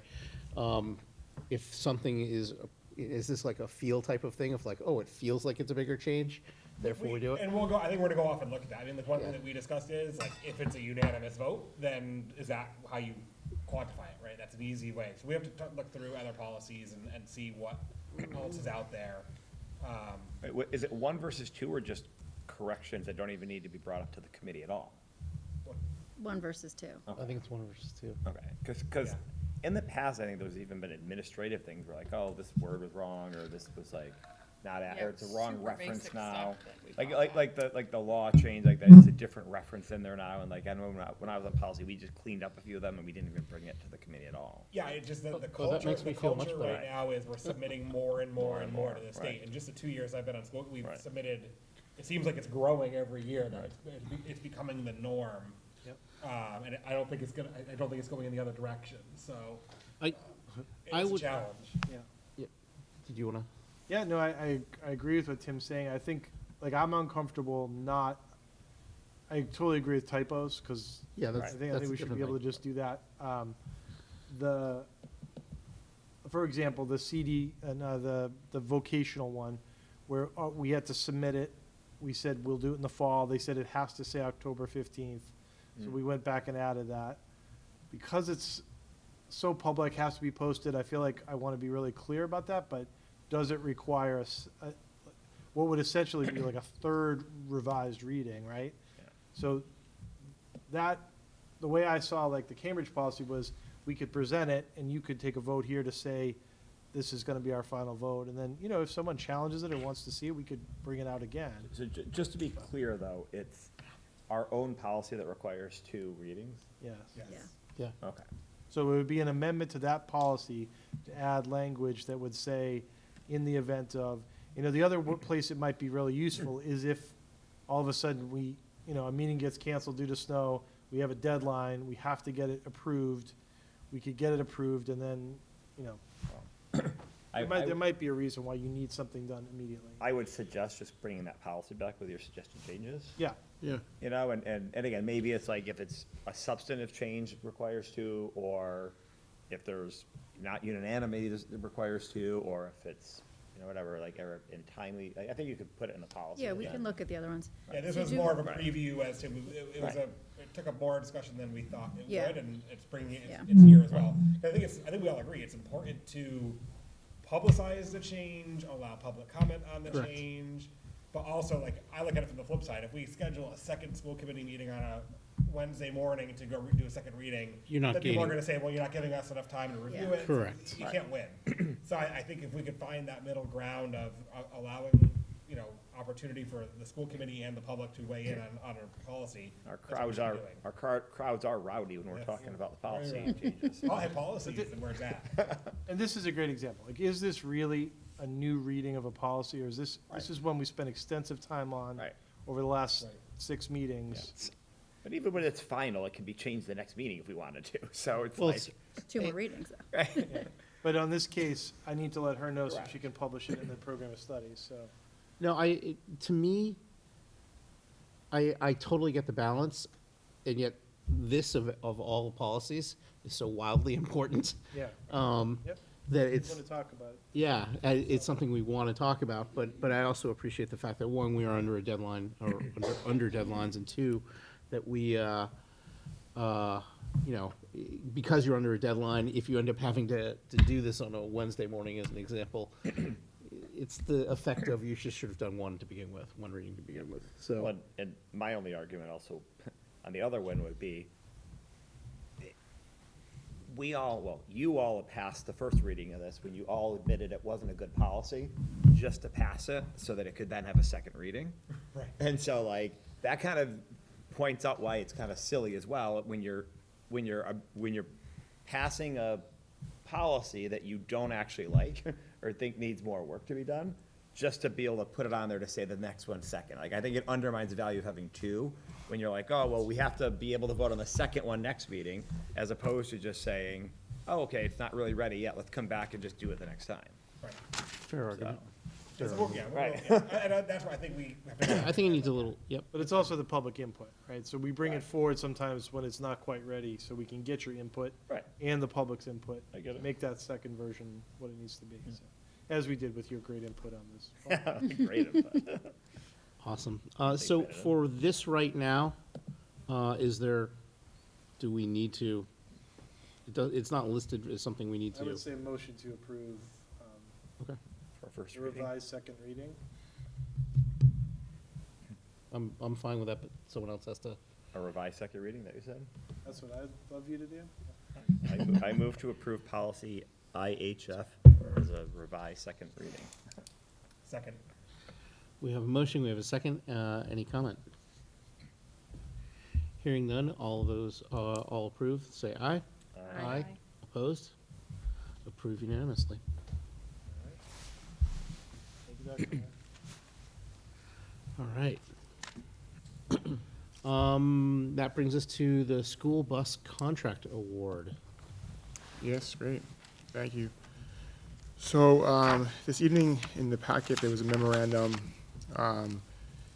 that kind of reviews the process that we went through. That's really through Chapter 30B, which is a required process that would need to take place either once every 3 years or 5 years for bus transportation services. This is the regular ed, athletic, extracurricular bus transportation. So we have had a contract with North Suburban Transportation really for the last 5 years. That contract is expiring in the end of the school year, June 30th, 2026. So we administered an invitation for bids. Those bids were opened on January 9th. And I appreciate Mr. Buckley's assistance in evaluating the bids. And a lot of the information is included here in the packet. But we felt it was clear after review of the not only the pricing, but really the references that were performed, that our current contract provider, North Suburban Transportation, who's really done a really thorough job over the last 5 years. Their communication has been great. Their service has been reliable and timely. They have helped us work with BusRight and bring a parent communication app really to the next level and customize that to get it to where we need it to be. Is it always perfect and is every day perfect? No, that's just kind of the case with this service. But they really stood out as a really strong company, and with their history, not only with us over the last 5 years, but with the surrounding communities that we perform the reference checks.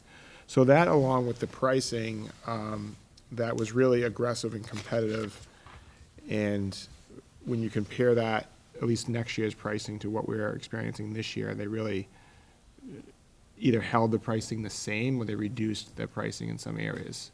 So that was encouraging.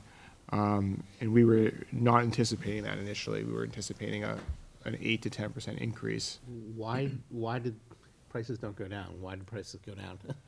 Well, I believe we did have one other bidder. True, but still. So I believe we did do a pre-bid conference, and there was some companies that showed up. I think they all understood that it was going to be a very competitive process, and they really wanted to keep North Reading's business. So I think they were really aggressive with their pricing, and I think they know the community and have learned with North Reading. So I think they've known where they could maybe reduce pricing. I think they know that the likelihood, for example, of us having a kindergarten midday run is maybe not likely or low. So they reduced that pricing. Mm-hmm. The likelihood of us doing a lot of in-town runs from school to school does not happen often. So I think they got competitive where they felt like they could.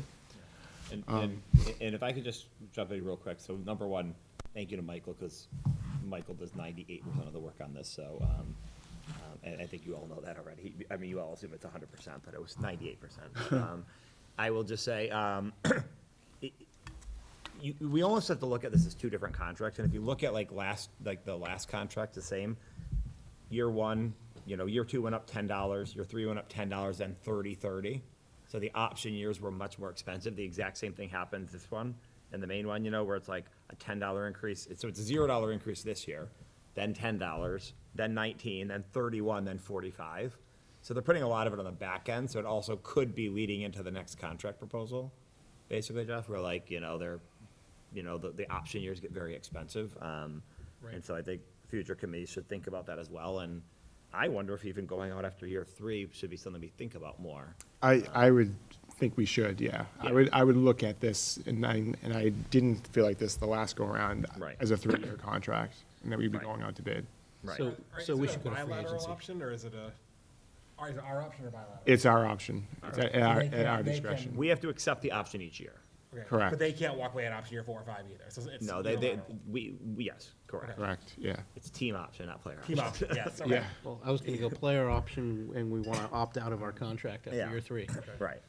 And then if Mr. Connolly can, well, I'll try to summarize it. You can correct me on this one, Michael. But if you notice, some of the rates for the athletic and extracurricular are way higher, but it's different. Correct. Because before it was an hourly rate with a mandated minimum hours. now it's a per trip rate. And so I just want to applaud Mr. Connolly on this one because he was able to really keep the cost more limited, I think, because by doing it as a one-time fits all, then there's not like rushing to get back within 3 hours or whatever. And I just think overall, when you look at the 3-year total, you know, the estimates of like the last contract to the next contract, it's only an $8,000 difference over 3 years, even though the rates look a lot higher. Yes, no, that's accurate. We did some analysis. We actually charted the number of hours and trips over the last 5 years for athletic and charter runs, and then got sort of an average per month, an average per year annually, and looked at what our runs are doing for athletics and performing arts. And we kind of realized that the 3-hour minimum charge at the hourly rate, very few trips stayed within that minimum, most exceeded. And so we felt, and even looking at the area where some of the bid districts that were doing it as a flat rate or per trip rate were getting, we felt that we would experience some savings by doing that, and then really relieve a lot of stress or pressure off athletics and even performing arts, and trying to look at, you know, these long trips that they might go to where the buses would remain in Boston all day, not being worried about that extra charge. So in looking at that, I think we are going to experience a lot of savings in the athletics and in the performing art, the extracurricular area, by going to the per trip flat rate. So we were spending on average, if you look at year 5 optional, that was kind of what we were spending or projected to spend. And doing the same number of trips at this way, it's significantly cheaper at the $85,500 for next year. So that was definitely a positive change. Fantastic. So I think it's certainly an advantageous pricing, an advantageous contract to pursue the 3 years. The bid does assume that they would be parking in North Reading. I know there's been questions on that, so we'll continue to explore that. But for every year that they have the parking in North Reading, we do get the discount. So that was applied. How much is that discount? It's $10,000 annually. Yeah. An annual $10,000. And then we did look at current rates for districts that are contracted this year and into next year. And with the $440 per run, per bus, for the yellow bus, regular transportation, that's very competitive. It's about almost, pretty close to $50 below the average of these communities that we had, received a response from. So I think it is a very advantageous contract to proceed. I think this is fantastic. Any other comments? Yeah. I have a couple. One I like. I think it's gonna drive certainty for like athletics, extracurriculars. Yes. with Yeah. respect to Oh, yeah. pricing and planning. So I commend you on. I think that strategy was excellent. I think it's really good to know what a field trip bus will cost, and it leaves a lot less trying to pick your location based on timing. I think it's even better. So great job there. No, the only other comment I have, which isn't related to this specific vote or for approval, but as we look at it and we get into our favorite time of year for budget season, right, we're still seeing a 10% increase over 3 years. I get that next year we're pretty good. So I think we do need to put some thought into how we want user fees to look so that we're not, like last year we did a really big jump across the board. So do we want to look at tying the bus, and I'm looking specifically at the AM and PM transportation. Do we want to tie that in? So then that way we're not going and raising our fees $150, basically tie those costs. So as those costs go up, right, the share line basically stays the same, so we don't run into a problem in 3 or 4 years. Tie it to the increase in, or potential increase in transportation. Well, not potential, now we have. Right, so right now what we've been doing is, right, the cost goes up, but we keep the fees flat, and then we have to jump the fees up to close that gap to get, what is it, roughly 50%? What metric do you like, Michael, at 50%? Yeah, that's ideally. So ideally, we would tie it to that, to then that way, so yeah, you might see a $20 bus fee increase, but that's much more palatable than all of a sudden we go up $100 or $120 to make up that gap. So something to think about. Obviously, it's not tied to this, but as I wanted to socialize that now, because we're gonna get to that vote in a couple months, and I know how unappetizing that was last year when we raised literally every fee by Yeah, a lot. a lot. It's something, I think it's something to think about. Well, and if I may, just to Yeah.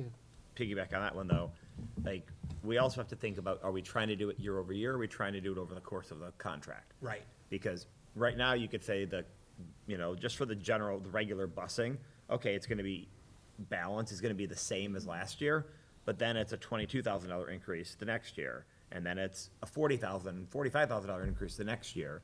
And so, like, if you do it directly related to just the year, like, okay, we don't increase it this year, but the next year we do, then the year after you do it more, and then the year afterwards you do it even more, as opposed to saying, like, over the next 3 years, we know it's gonna go up, you know, $60,000, let's try to get, you know, a little bit of that each year. And so maybe you're paying 52% at the beginning, and then 50, then 48%. But like, again, I agree with the planning of it. I don't know what the exact answer is to it, but it's nice to know the numbers, so. It's at least a baseline of what we know increases are gonna be, because Right. I don't necessarily, this is at least the floor of increases, it's not the ceiling. I mean, Well, at least for busing, we could plan out, we could exactly. go and map out, what could the fees be, you could even say, this is what our plan is for the next 3 years, because now we know what the pricing is. Right, that's Right. true, yeah. Yeah, that's fair. I'm not suggesting for the option years, right? I mean, Yeah, that's yeah, obviously, yeah. that's but at least for 3 years, you know, and you can explain to people, hey, here's what we know, so we can tell people in March, this is what we know based on this bus contract. Right. And the other thing, just to point out, because everybody, well, a few people that are watching this don't see what we're reading here. I mean, but just to say, over the 3 years, we're looking at $3.3 million. You know, 3,344,275 as a number. And so, yes, there are user fees that are gonna pay for a portion of that. They all It's on the screen, yeah.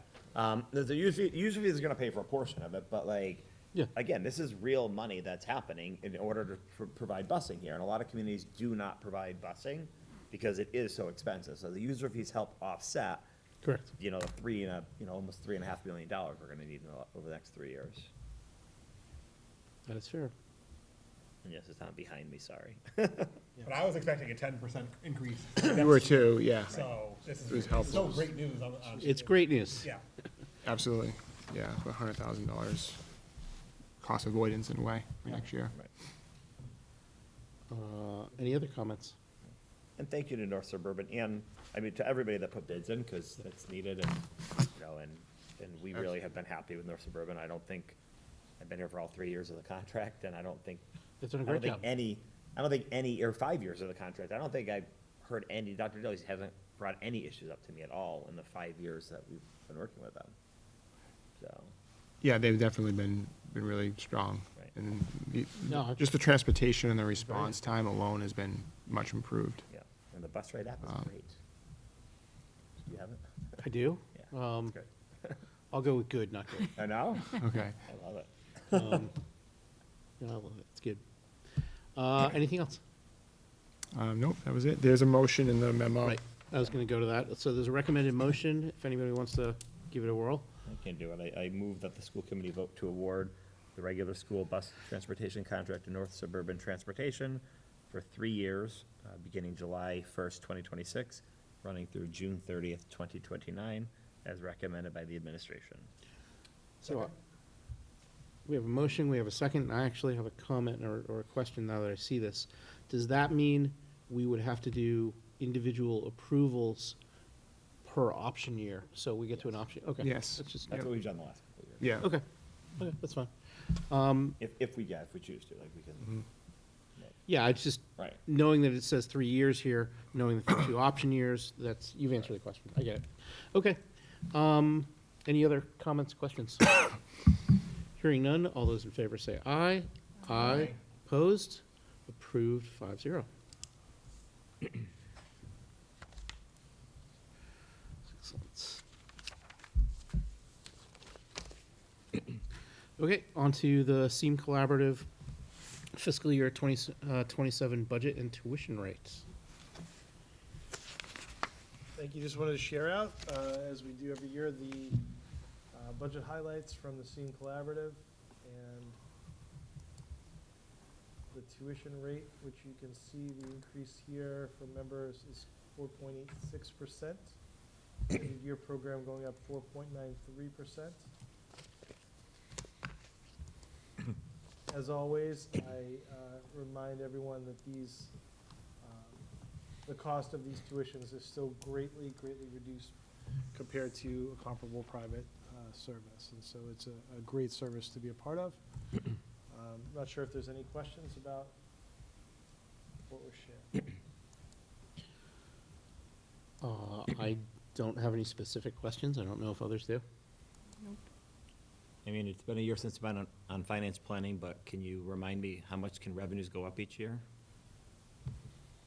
2.5%? 2.5%. I thought that was a trick question when you were No, looking not a at trick, me.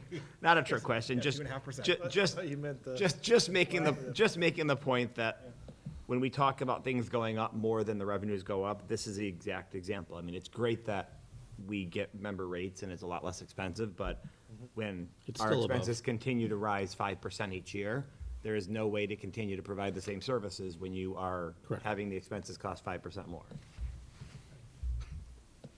Try to be a little more creative in how. Yeah, it was wonderful. I think you lose some of the effect. There's a ratio between what the member districts and the non-member districts can go up, but I thought that's what you were getting at. No. Yeah, But you No, just no, meant the no. rhetorical. That was you good. did a wonderful job of asking your point. There you go. No, it's a point well taken. Thank you. Excellent. So I don't know if there's anything else that we want to present on that, or? That was all for now. No, that's fine. I think we're losing I mean, steam. the only thing that you didn't point out was, did you have the slide, I couldn't see behind me, where you showed the savings by being a member district? I think that's worth just showing, because we were saving 200 and something thousand dollars, even though we only have a few students there. We are, by being a member, we're saving 200 and something thousand dollars. I forget where that one was. Yeah, it's a great slide. Yeah, you had a slide that was just, whatever. Okay. Into the goals. I think we want to touch on the superintendent goals first. Sure. Just a brief update. So we are, my plan, it goes through 2026. So we'll be doing a summative evaluation this end of the school year, into the summer. Just wanted to review just 30,000 foot, sort of where we are, but I'll take any questions for you. So again, we are continuing to work on updating to NRPS 2030. This first goal speaks about the access students have to advanced placement courses and advanced coursework. So this is certainly part of the work that Dr. Meyer is going through at the high school. It's a lot of the work with the course prerequisites through those semester courses is getting at some of this outcome and ability. I will say that this specific question, we discuss it quite a bit, but it's going to be ongoing. I do see this kind of continuing and carrying forward, because I think there's sort of another layer of this that we need to get into, that we're going to continue to speak about. But the overall idea is that each school's improvement plan is really focused and looking at these measurable outcomes based upon data for students that are succeeding. So I think you've seen it through the changes in everyone's presentations, having that united data focus, unified response. It's really focused upon, looking at students who are not achieving and asking, is there anything common there, any barriers that we can identify to try to rectify that? So again, this is in alignment with our overall Student Opportunity Act goals as well. Next goal is about the educator evaluation process.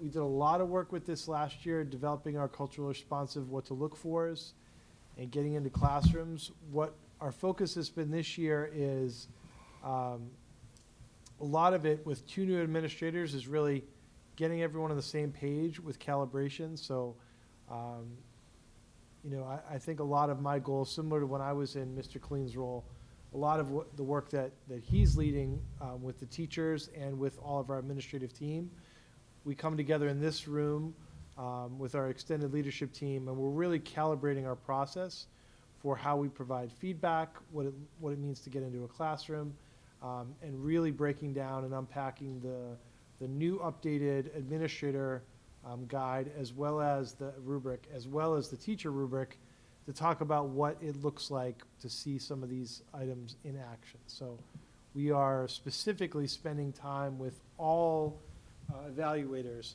to do this. And also, one thing that we've identified, so we sort of did an audit of our whole system.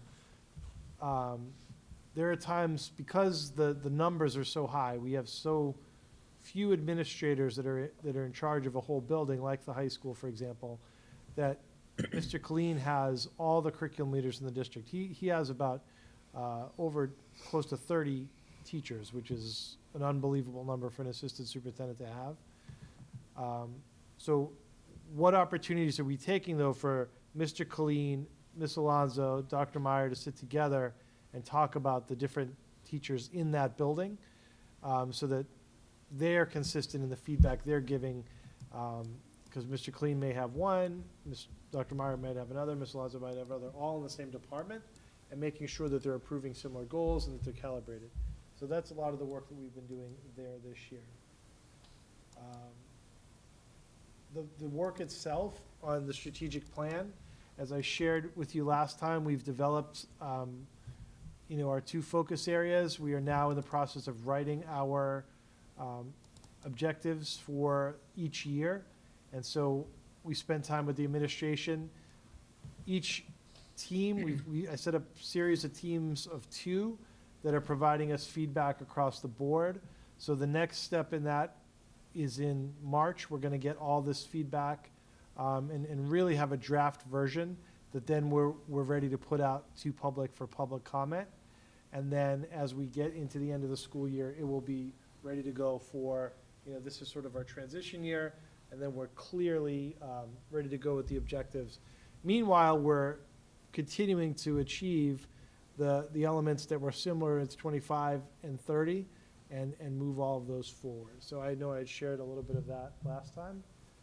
And then the last goal that's on here is talking about the work we're doing with a multi-tiered system of support. Quite honestly, the biggest piece of this year is the advocacy for the interventionists that need to come back, the special educators that need to be restored in the future, and we're going to talk about that through the budget process. And a lot of the work at the high school around Power Block. That is an overall study that's been going for several years. It's one of, I believe there's 4 study groups at the high school right now, and that's one of them that's specifically looking at Power Block. Again, this is one that I feel will continue probably into my next cycle to help the new administration see this through as the high school is looking at courses, schedules, and how to really, what does it look like to have an intervention block at the high school. And just recently, Mr. Clean and I attended a program at our superintendent's conference or winter meeting that specifically looked at what other districts are doing in high school, because a lot of times people will say, well, the concept of intervention is really done at the early levels, which it should be, right, to catch things early, to prevent. But when you're in high school, when a student is falling behind, how do we intervene and what does that look like? And the first thing everybody does is they say you need to schedule, you need to create something like a Power Block. Well, we already have it, so how do we use that differently? And this work, the other big piece this year, obviously this dovetails with what we're talking about with the competency determination, because now like never before, because students have to pass a class and have to pass a final with a certain score in order to move on, it's really forcing our curriculum leaders in our departments to say, all right, what are we doing when a student does not get there, and what does that intervention look like? Are they just moving on to the next course, or are we doing some sort of intervention along the way? And what are we doing, honestly, before they get to the final? There's got to be some warning signs that they may not do well in that final. So it's a small number of students that we're talking about here, but it's really important that we do this work well, and this is an area of improvement for the high school. So lots of work going on here with our entire team. So just wanted to provide that update and overview. I don't know if there's any questions for me. A couple things. One of which was when you started talking, you were saying focus on underachieving kids and how to get them up to plan. I would say it's actually better than what you presented, in that many of the improvement plans also said, like, how do we raise everybody? Especially those on the lower end of the scale. Yeah. And I think we do a very good job of recognizing that, that, you know, our focus is on how do we raise everybody? How do we raise, you know, the bar for everyone and challenge everyone? So I think that's fantastic. You're not giving yourself enough credit, I guess, part of what I'm saying. There was one other thing in here. I'll get to it in a minute. Anybody else have comments, questions? No? All right, I won't try and remember what I clearly can't remember. So. Didn't help you out there, sorry. Sorry, we didn't buy you any time. No, none at all. whatsoever. None at all. Thank you. That's really supportive. Thank you. No, I've nothing else then. All right. Anything else generally on the superintendent? If not, then we'll go on to school committee goals. And move on to school committee goals. Yeah, excellent. Okay, so for school committee goals, we'll go through these and people can give updates. A couple of my comments on them. What I think you'll find is many of these, you know, some of these are big bang, like we just went through the bus contract. That was clearly on here as a goal. Electric buses. Where's the electric buses, though, Scott? Yeah. Others are more incremental, as you'll see, where we're talking about like school policies, where policies evolve over time. You've seen a number of policies here, so you know, and in others can't happen until there's sort of a natural progression in a process, most specifically the budget process, and we'll talk about some of that too. So it's just my lead-in for saying these will, when we talk about them, you'll find, oh, we've been doing these over time. Some of these others are like, oh, they're going to happen because they're part of the budget cycle, and others you'll find, you know, obviously there's some that still need work, but others that you'll see. We'll talk about with busing. Say, hey, look, that's already happened. It was happening in the background, and here's where it landed. Okay, that being said, why don't we just quickly go through, and it's totally fine to say, hey, look, we still have to do these things. The first one deals with, committee will engage in professional development presentation related to student cell phone and social media, related to school committee responsibilities for policy development. And I know the policy committee has done a ton of work on a lot of different policies. Not this one. Not this one. No. We've had a lot of policies get Yeah. pushed to the front of the line, I think is the Mandatorily. Is that the right way, politically correct way to say it? So we will, you know, we'll take a strong look at this and Yeah. align that to the K-12 action team. No, but this goes back to what we were saying earlier. We were under a mandated time constraint for the graduation requirements, and that took up a tremendous amount of time. So I will just generally say to you guys on the policy committee, you're doing an awesome job, and it's okay if this didn't come to the top of the list, but understood. Mr. Freeman, if I could. Yeah. And I know that this goal specifically is about bringing someone here, which I think is great and we should do, but we are, our K-12 action team, we are going to screen the movie Screenagers in the digital age on March 24th. Look, what's the name of it? Screenagers Living in the Digital Age. We did a movie called Screenagers 5 or 6 years ago, was the original film. This is sort of a follow-up film. And so Screenagers 2. It's Screenagers 2, the Living in a Digital Age. It's very good. So we're going to do that here, and I think we're going to try to do it as like a hybrid. That'd be great. So that's a part of our Family University series out of the K-12 action team. So I don't mean to make light of it, but it's just a funny name. yeah, and I think Rolls off the you know, Amy Lukowitz and her grant is going to support that film as a part of K-12 action. So Great. it's not exactly, it's tangential to the goal, but I think it's worth sharing. Look, and to that broader point, having a policy, and I think we have a lot of agreement about how we feel about cell phones in schools, but it makes it no less important. So we Can- still have a Can I focus on just it. add to that, even though there's another goal Yeah. down there, but just Yep. with the same conversation? The K through 12 action team has had 2 meetings about it, but there's also a book that they recommended that I think people logged on. There was a virtual event called, and I'm sure all of us have heard of The Anxious Generation. This was Yeah. called The Amazing Generation. So, recommendation if anyone is looking for that. But the K through 12 action committee had recommended that.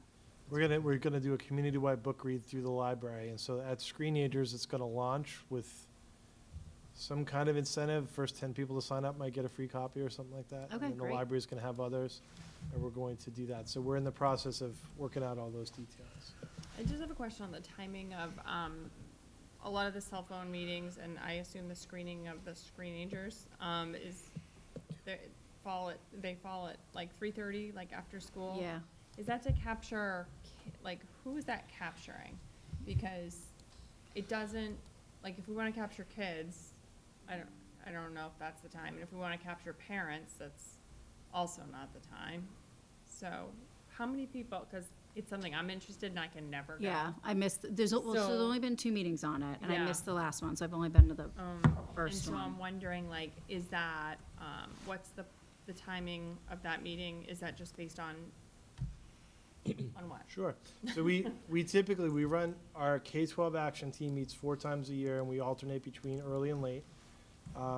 When that group comes together, the people that are interested form a group, and that group sets the times for the meetings, and those are the times that group wanted. So those, although we would invite people at any time, we schedule them around the people who are invested in the work. So, I can certainly suggest to them to do a later one if it makes it more convenient. Yeah, no, Um, I'm just wondering, like, I just feel like there's such valuable, good information, Yeah. and it's just, it seems like there's only such a small audience that is able to. Right. But that And group's, the people that can go to those are so committed, and it's wonderful, but it's like, if we wanna change, like, the perspective or of, and start convincing people, of Right. the role of social media technology, like, I wish Well- there was a better way. but again, that's not the purpose of that group. So that group does the work, and then there is a bigger community. So like the Screenager screening is at night, Okay. right, for the Okay. community, right? And It is, so okay. that's like the working group, and we do go back and forth with evening. What's interesting is like, if you run it at night, you lose all your teachers and staff. Yeah. If you no, run it during the day. you- Exactly, and- that's what and I assume. We started doing more at night since Mr. Clean's really pushed that too, which is great. And it's the same 6 people no matter what Yeah. time, and it's just, so this year, we really went back to like, here's the group, what time works for the people in the group, and that's what we're doing. Yeah. And then we do alternate the times for the K-12s, which is a chance to come and hear what the little groups are doing. But then you're right, with the actual events, we try to do that, when is the best time to do this? So, because I agree, that's a big part of what we want to do, is to get this message out about what needs to be done. So we're talking about having like experts coming, Paul and Amy, Officer Lucci and Amy are doing cybersecurity training, so we're kind of cross-promoting that through Family University and through the CIT program. Can I just ask, is the Screenagers, is the audience the parents or the teenagers, or both? For that one, it's both, and the same with the book, and I think that's, so what we're still talking about with the library is which book to do, right? Because there's the piece about graphic novel versus not, but I think our group feels that and I haven't fully read the graphic novel, but that's more engaging for the students, and it's more positive, saying you're part of an amazing generation, Yeah. and the message is really, how can we get you to recognize, if you put the device aside, all the amazing things you can do, as opposed to focusing on anxiety as the lead, which might be more off-putting to discussions with kids present. So we're kind of going back to figure out what we're doing. I mean, I know a lot of these are recorded and presented online when we do an event. That's also another way of like. Yeah, this one, not so much, because, just the film, because the cost. no, that's a whole They're different very protective. That's a different thing. We joked about, even the screener was like, Amy's copy, like, so it was very clear if that got out, whose it was. No, that, I'm not So, but you're right. suggesting breaking Yeah, We're trying to get them off. Copyright. Trying to be Yeah, virtual. trying to get it off So the we computer. talked about trying to do that as a hybrid too, because the reality is, as much as you want to be together in person, it's a lot easier sometimes to join remotely, so we're Agreed. gonna try to do hybrid. Agreed.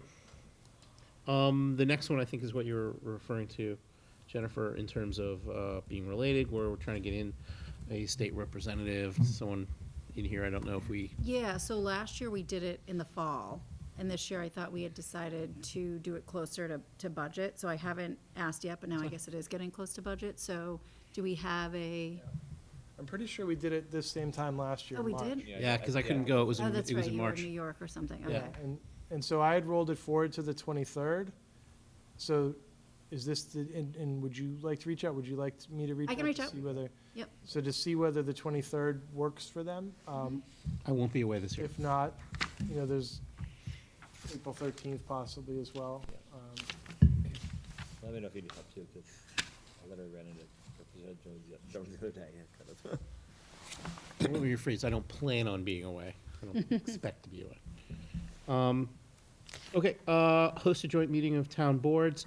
That was actually something that came up during our financial planning discussion last Friday. I was going to talk about that. We're not quite at the point of being able to put it together where something substantive will come out of it, but that was a topic of discussion and will be happening at least one, probably two of these as we get into slightly warmer weather. But that's under active discussion. And would center, I mean, it just says to discuss relevant town issues. It's going to be financial. No surprise. Okay. After that, we're looking at, and this is related, 5-year budget outlook based on district's needs and align with NRPS 2030. And I think that's going along with it as we look at the financial Yeah, picture. really, I think we're looking at year one, and then I think Yeah. now that we have an RPS 2030, it's extrapolate out and start to communicate with the community what that 5-year plan and the costs associated with doing that would look like. Yep. Next one's on me, and this is one that Mr. Connolly and I haven't discussed formally, but as we get further into the budget, we'll talk more about kindergarten and kindergarten fees. But that's, again, sort of natural outcrop as we get more into understanding what our budget's gonna be. We can talk about that. But if I could add here, Yeah. as a part of this being your goal, obviously 2020-30 goal, an RPS 2030 goal, and the advocacy from our legislatures, we got an earmark for $25,000 to help directly address this. Yeah. So we are gonna use some of that to help with the support staff, but also with fee reduction for students that are struggling. So while we might not be able to lower the fee for everyone this year, we didn't meet that goal, we're gonna go into those students who are already identified as having a financial barrier and try to reduce that and work with them on reimbursement. So that's something that Michael and I and Sean Clean has done a tremendous job to complete that work. So we're really making some great progress there for those who need it the absolute most. And I will put a pitch out there just generally to the public, those that might be listening. Every single time we've lowered fees, enrollment's gone up. Every single time. So I know we can't always put that in the budget, and I know it's painful not to put it in the budget, but there's a direct impact between the fees and participation. Increase fees, lower participation. Decrease fees, increase participation. So, it's very much on our minds. But that's, we talked about some of our costs increasing at a greater rate than our revenue. This is again a great example of how money can directly impact student participation and enrollment, and therefore, education directly. So. And the registration for next year reflects that as well, less than 10 half-day, whereas we were up 40 only a few years ago. I mean, it's just, you look at the numbers year on year, it's just plain to see, so. All right, I won't beat that dead horse anymore. All right, the next one is good stuff. School committee review aspects of school transportation, bus fees. I think we pretty much nailed that one. You guys are awesome. So, thank you. Okay, school committee will actively participate in working groups associated with a K through 12 action team. By the way, the formatting on this document is just crazy. Yeah, it's depending on the size, every time I make it bigger. It's all right. It's fine. Action team to the committee, impact team, Noel. I'm not sure if there's anything specific no, on that. doing what I can, but Yep, that's fine. need to get to more of them. Nope, that's fine. Specifically, the one I'm very interested in. Excellent. And next one goes back to wireless policies to address current issues related to cell phones and social media. I think you pretty much talked about that, so I think it's fine. Okay, school committee will, next group, school committee will share updated information with the public through social media channels and school social events. Tim and Jennifer, I think we pretty much handle this every meeting, or talk about it every meeting, but I don't know if you guys can give any specific update. Have you been posting as much? No, but show up. during like budget season, we'll plan on going back to, Yeah. you know, the different, They don't show up. different groups. It should be auto host. It's just doing meetings right now, because we keep Right. taking, we keep, should we post something? The one thing that would definitely help, especially as we get into budget season, and I know we talked about this, Dr. Daly, was if we could get, I think it would help us if we had like that one takeaway slide. Yep. Especially as we get into like the elementary schools and middle school presentations, so. If Dr. Meyer has anything from today that they want to make sure we get out as a summary, that would certainly help curate the right message. Sounds good. Next one is more me. School committee will have increased visibility as a committee and as a committee at community events. I think just when those two dates come out, you and I just decide what maybe we can both go, maybe we can arm wrestle to see who goes. Well, and we can all look at it too, once Yeah. the dates come out, yeah. Unless it's a dunking booth, and pretty much I'll be there. Yeah. So we have to come up with a creative thing that we do. We have to stand in front of a table. What can we do? I can be I very. like the dunking booth idea for Jeff. Yeah. That's good for Jeff. By the way, there is a picture of me in high school getting dunked in a dunking booth. So if I anybody like, wants to- I do think that's great, and I think like you did it last year, right? And didn't you say you had a lot of activity? I don't remember which one you were at. Were you No, at the? I went to the North Reading Night Out, and Yeah. it was at the, like, 3 hours before. But that's where it was very valuable if we came up with something. There's just so many people in the community there Yeah. to get people engaged. So if we could think of an engagement fun thing that would drive families over to come hang out with the cool school committee people, then we could Dunk do your that. principal. And school committee chair. Yes. And just keep in mind, if you're at a table and there's 3 of you. We'll post it. yes. Keep that in mind, yeah, so. I think select board actually posted it. Yeah. Pin the tail on Jeff. See, it all ends the same way. School committee review the school policies and structures in place related to school safety and support implementation of roles of resource officers. I know there's been some discussion of resource officers, and that goes along with budget as well as maybe switching some of that out. You haven't been Maybe as you part and of I that. can get together and go over that, yeah. Yep, that's perfectly fine. I'll just share an update that what I've been saying at finance planning as well as, and the police chief's been great. They're working with the police union. Officer Lucci is, Detective Lucci is in different roles with cybersecurity. And so he's still playing a key role here, but the latest is that we're going to have 2.5 SROs assigned. So if you recall, our goal was really to have 2 SROs for the district. This is going to be one that's split into 2. And there's a lot of reasons why we're getting to this point, but we're excited about the model. In some ways, having 2 people could get some more access. So if one person's called away for something, you've got the other person. We're working on thinking about how it gets split. It might be like, high school batch and then middle school hood little. And we're trying to work on that. So we're excited. We're at the stage now where we're going to meet the 2 folks who are being trained as SROs.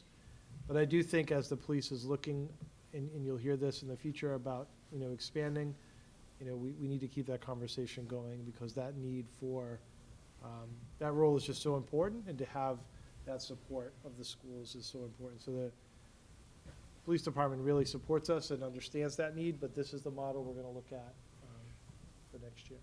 Or actually, for this year in about a month or so. Fair enough.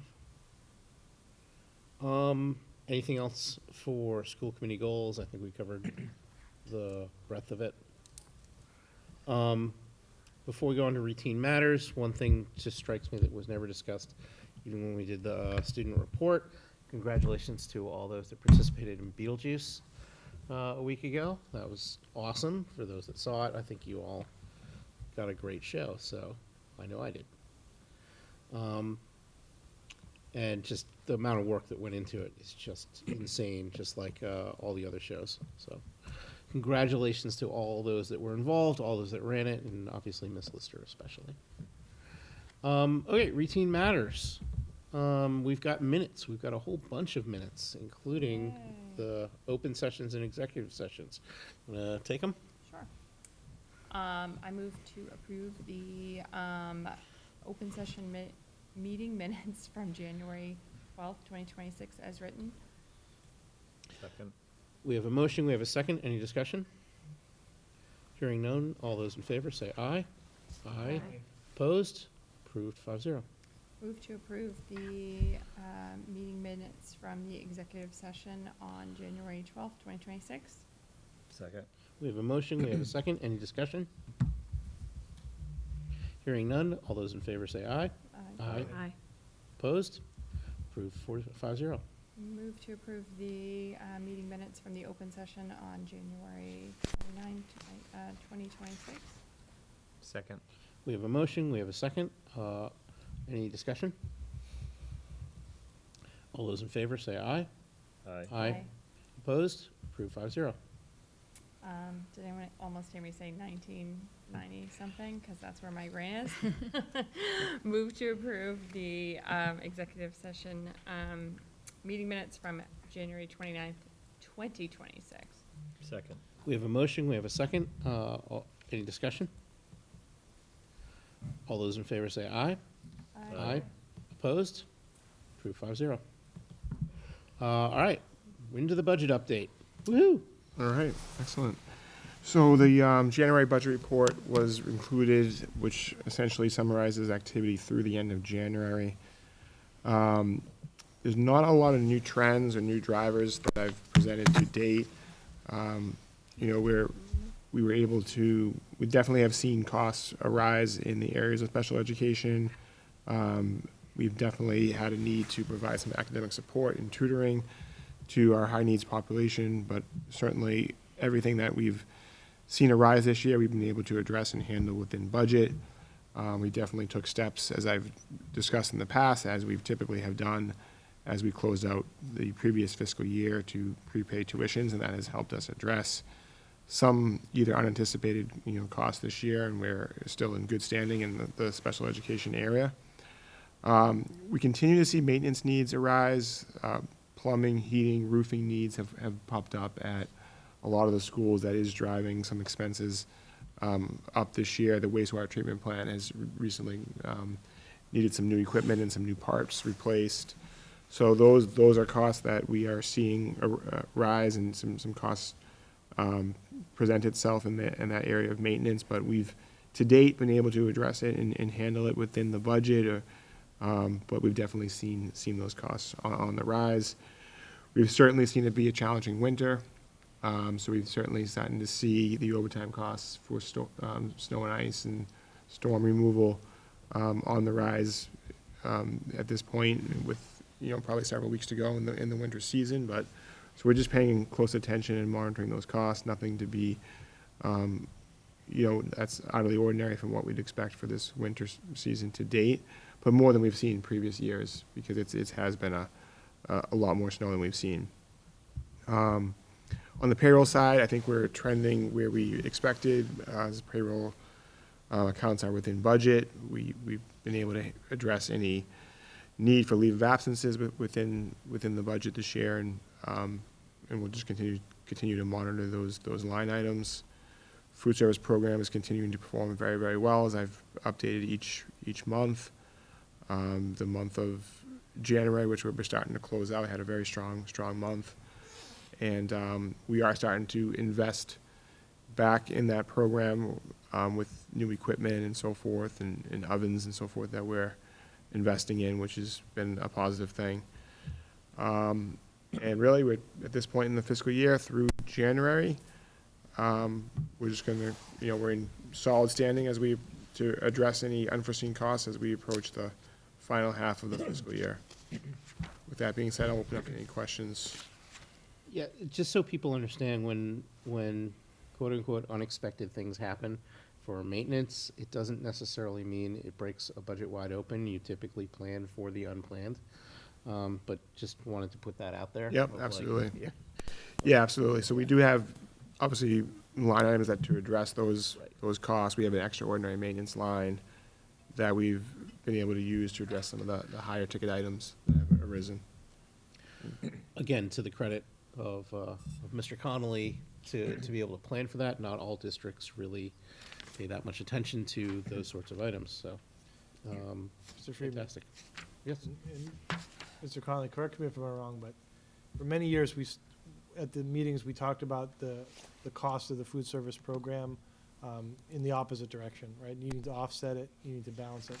The support for student meals has been huge, and as talk, through the governor's budget, the federal government budget, about whether that's supported in the future, it has a tremendous impact on our local budgets. And so, and I also think there's probably something to be said. Certainly, our food director does a wonderful job, but as more students are engaging with the cafeteria through the meals programs, I think that also breeds that familiarity that then they're increasing a la carte sales and other pieces as well. And we're operating, as you can see, is excellent. Mr. Connolly, am I correct? Absolutely. That it's been a positive the last handful of years, whereas we spent a lot of time in the past talking about making it break even, right? So. And I will remind everybody, the direct connection between kids that have food in schools and are well nourished, direct relationship to how they perform in school. So, again, fantastic. I mean, my only question is, if we cook a few pizzas at a kiln, can we use the food service money to buy kilns? Right. I'll loan my fire pit for the winter. You want? That's a constant topic at Fine Arts Subcommittee, because they don't have the money to replace the kilns, but You know, let's Turkish coffee bar. let's do it. The Let's. sand in the kiln and then make coffee. Yeah, I mean, if it's somewhat related, like. Yeah. that's- Pretty sure the kiln goes a little higher than you want to cook a pizza at, but that's, Be real I quick. guess. Okay, anything else with the budget? No, that was it. Excellent, appreciate the update. Staffing, Just a few updates, just hires, again, these are replacements, not brand-new positions. Gina Carpolucci, paraprofessional special education at the Hood School. We also, we have Erin Sanderson, a teacher of special education, and Lisa White, paraprofessional for special education at the Little School. Jason Kadushian is a long-term sub paraprofessional. And food service, Daniel Bowden as a driver. And our building and grounds, Jim Shiner, who's done a great job with us, is moving to custodian first shift. So those are just some transitions within, or some new hires, or previous resignations, or other positions. And one of our long-term teachers, who was also serving as a special ed chair, is out of the district this year, but she is reside. That's Rachel Anastasia. She's done a really wonderful job for us for many years, but she's moving on to some other things. excellent. Excellent, thank you.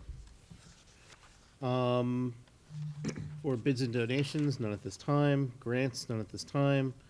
Overnight trip requests, none at this time. Anything for social media that we want to put out there? I don't think anything's posting. I just looked. Yeah, I gotta look at the audit, but it should be scheduling our meetings and it's not posting it, so we'll fix that. Yeah. And certainly, if there's anything from the high school presentation that Dr. Meyer wants to release, we can add that, get that out there. You say that every meeting, apparently.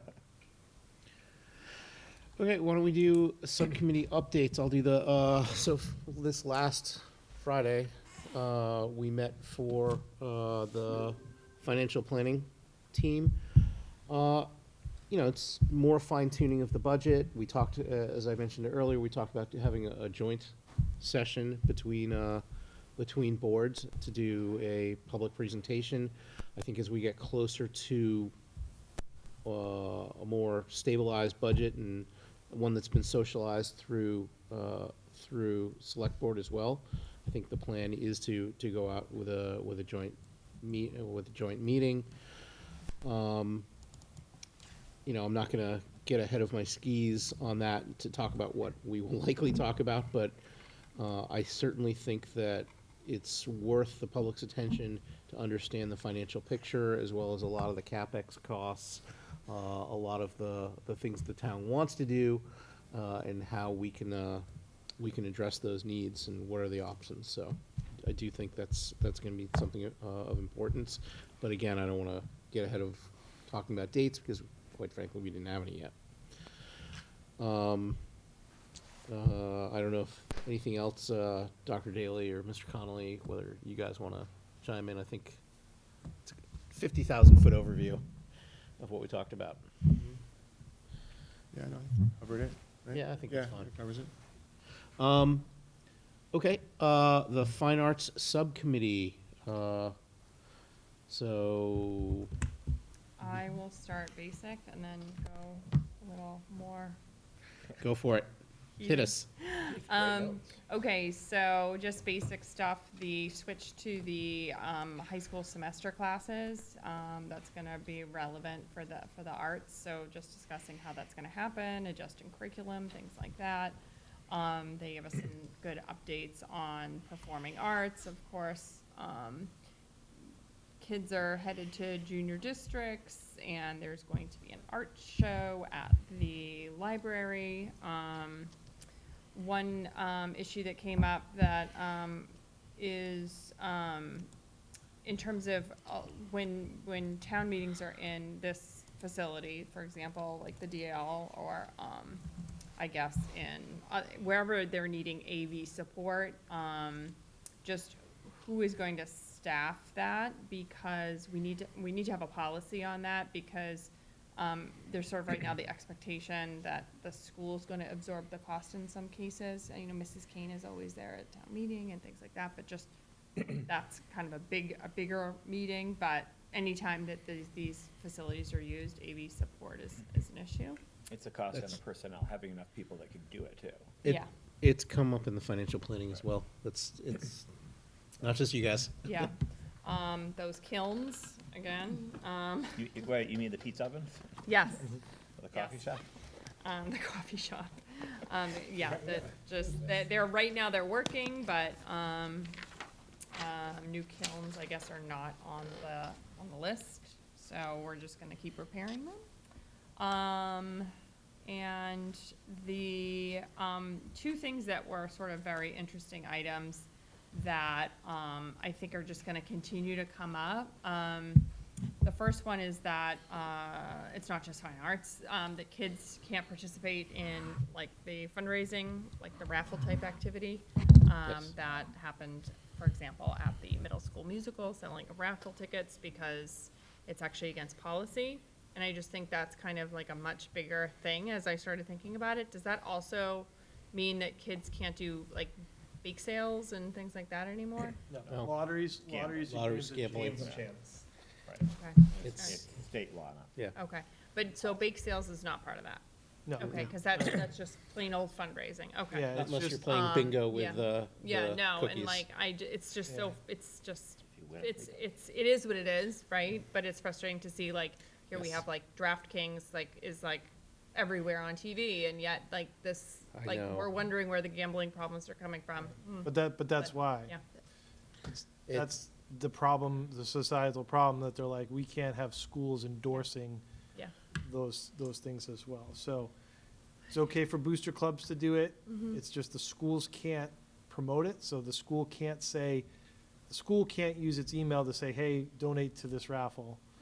But the booster clubs can reach out to parent And you groups. can't have kids Students doing- can't be selling the tickets, right? Okay. So, and, does it happen in little areas and we gotta pull it back? Yes, but overall, people understand that. And the third part is just that the groups that are doing this have to follow all state laws around lottery. So we talked about it through policy subcommittee, whether we adopt those updated policies, but either way, they're state laws, and so we're gonna remind people about the draft.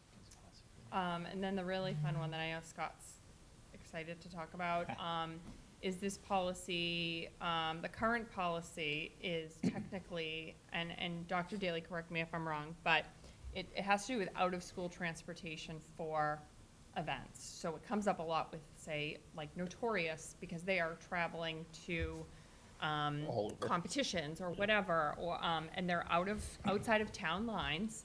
And a lot of time, if it's a sports team or something, they're bused, and that's not as much of an issue. But technically, there's a policy right now that, that parents should not be doing any driving, transportation, or other student drivers. There's obviously a ton of gray area. We may consider a policy change to make that gray area less gray, because we were talking about, like, okay, well, does that mean if the hockey team is practicing in wherever the hockey team practices, Reading or Saugus or wherever, that parents can't carpool that way? Like, it got really interesting really quick. So, Scott, take it away. You want to keep talking about it?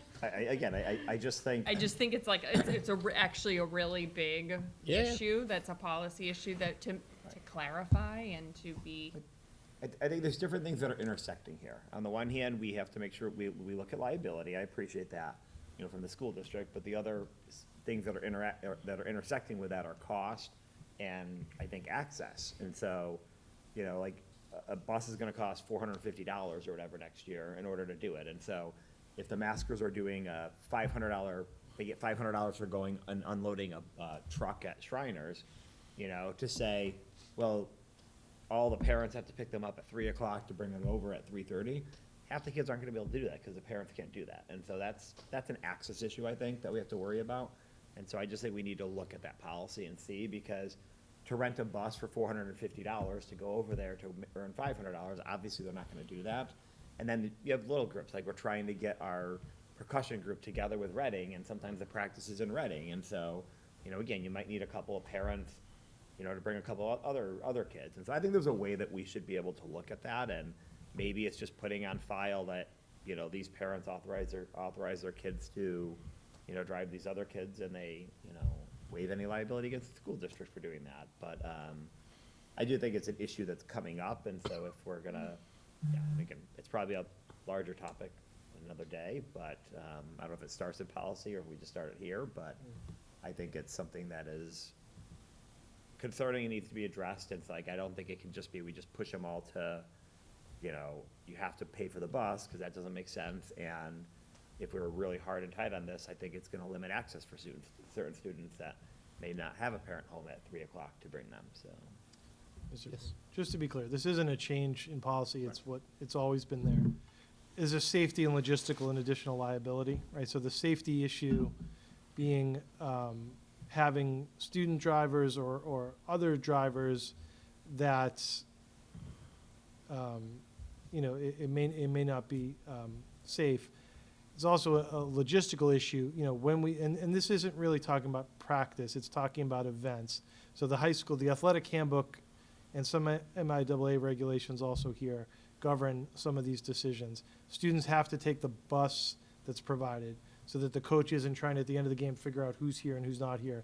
But what is allowed is you to take your own child home if it is like track sometimes, where there's competitions that are going all day, but you can't take somebody else home, right? So there's a lot of safety issues. It's not just the liability, it's safety too. So and for trips and field trips, taking that bus is the safest and most logical organization. So when you just have a group that's saying, well, we're not going to fundraise for the bus, and other groups are, and so this really came to a head when a group was proposing a trip here, and they said they just saved money by just carpooling, and that's violation of our own policy. So we can certainly look at it, but I think we have to look at the big picture on this as well, because right now, if you've got 100 kids going to DECA and nobody right now, they get a bus, they have to fundraise for it, but everyone's on the bus, you do your head count, you got all your kids. If they're in Boston and it's like, well, you're going with you, and that's a huge logistical piece that we have to consider as well, so. Fair enough. And the only thing that I think Noel didn't mention also is, there was a idea about, like, Dr. Daly just referenced the athletic handbook.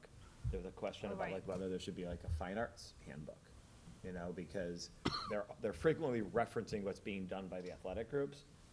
And some of them are comparable, some of them are very different, or some of them are similar, but maybe don't apply in the same way. And so there was discussion as we're getting more groups, and more things happening, that maybe there should be, a handbook specifically for performing arts Or do we look at expanding the handbook, considering then so we don't have one set of standards for one set of students and another for, Right. there's a lot of commonality, a lot more than you think. Right. But a lot of the athletic is the MIAA. Correct, and Sure. that was brought up as well. So is there no similar organization? Well, Mrs. Kane pointed out there are some groups, like some competitions there are some overarching standards, and so you're right, like that would be trying to reflect what that, because the policies have to comply with the various standards, and so they might be different standards that you're looking to, so. So we it can might s- be better to be a separate one, I don't know. Yeah, we'll definitely look into that. I mean, similar to what we did with creating a position that's administrative to oversee athletics and student activities. I think you could either have that under one umbrella with a policy. My gut is like, I'd rather try to have an addendum to the book or, another chapter in one place rather than having another place to look for something, but, Right. definitely take that under advisement. Okay.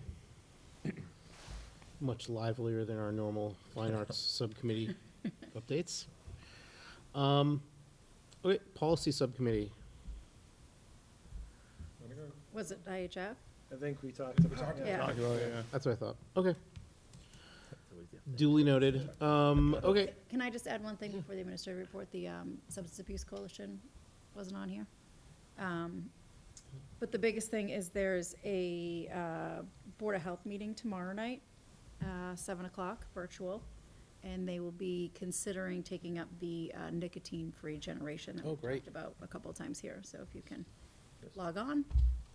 And I think they're just considering it. I don't think they're actually taking a vote tomorrow, considering if it'll go before the Board of Health or if they'll see if it'll go to town meeting.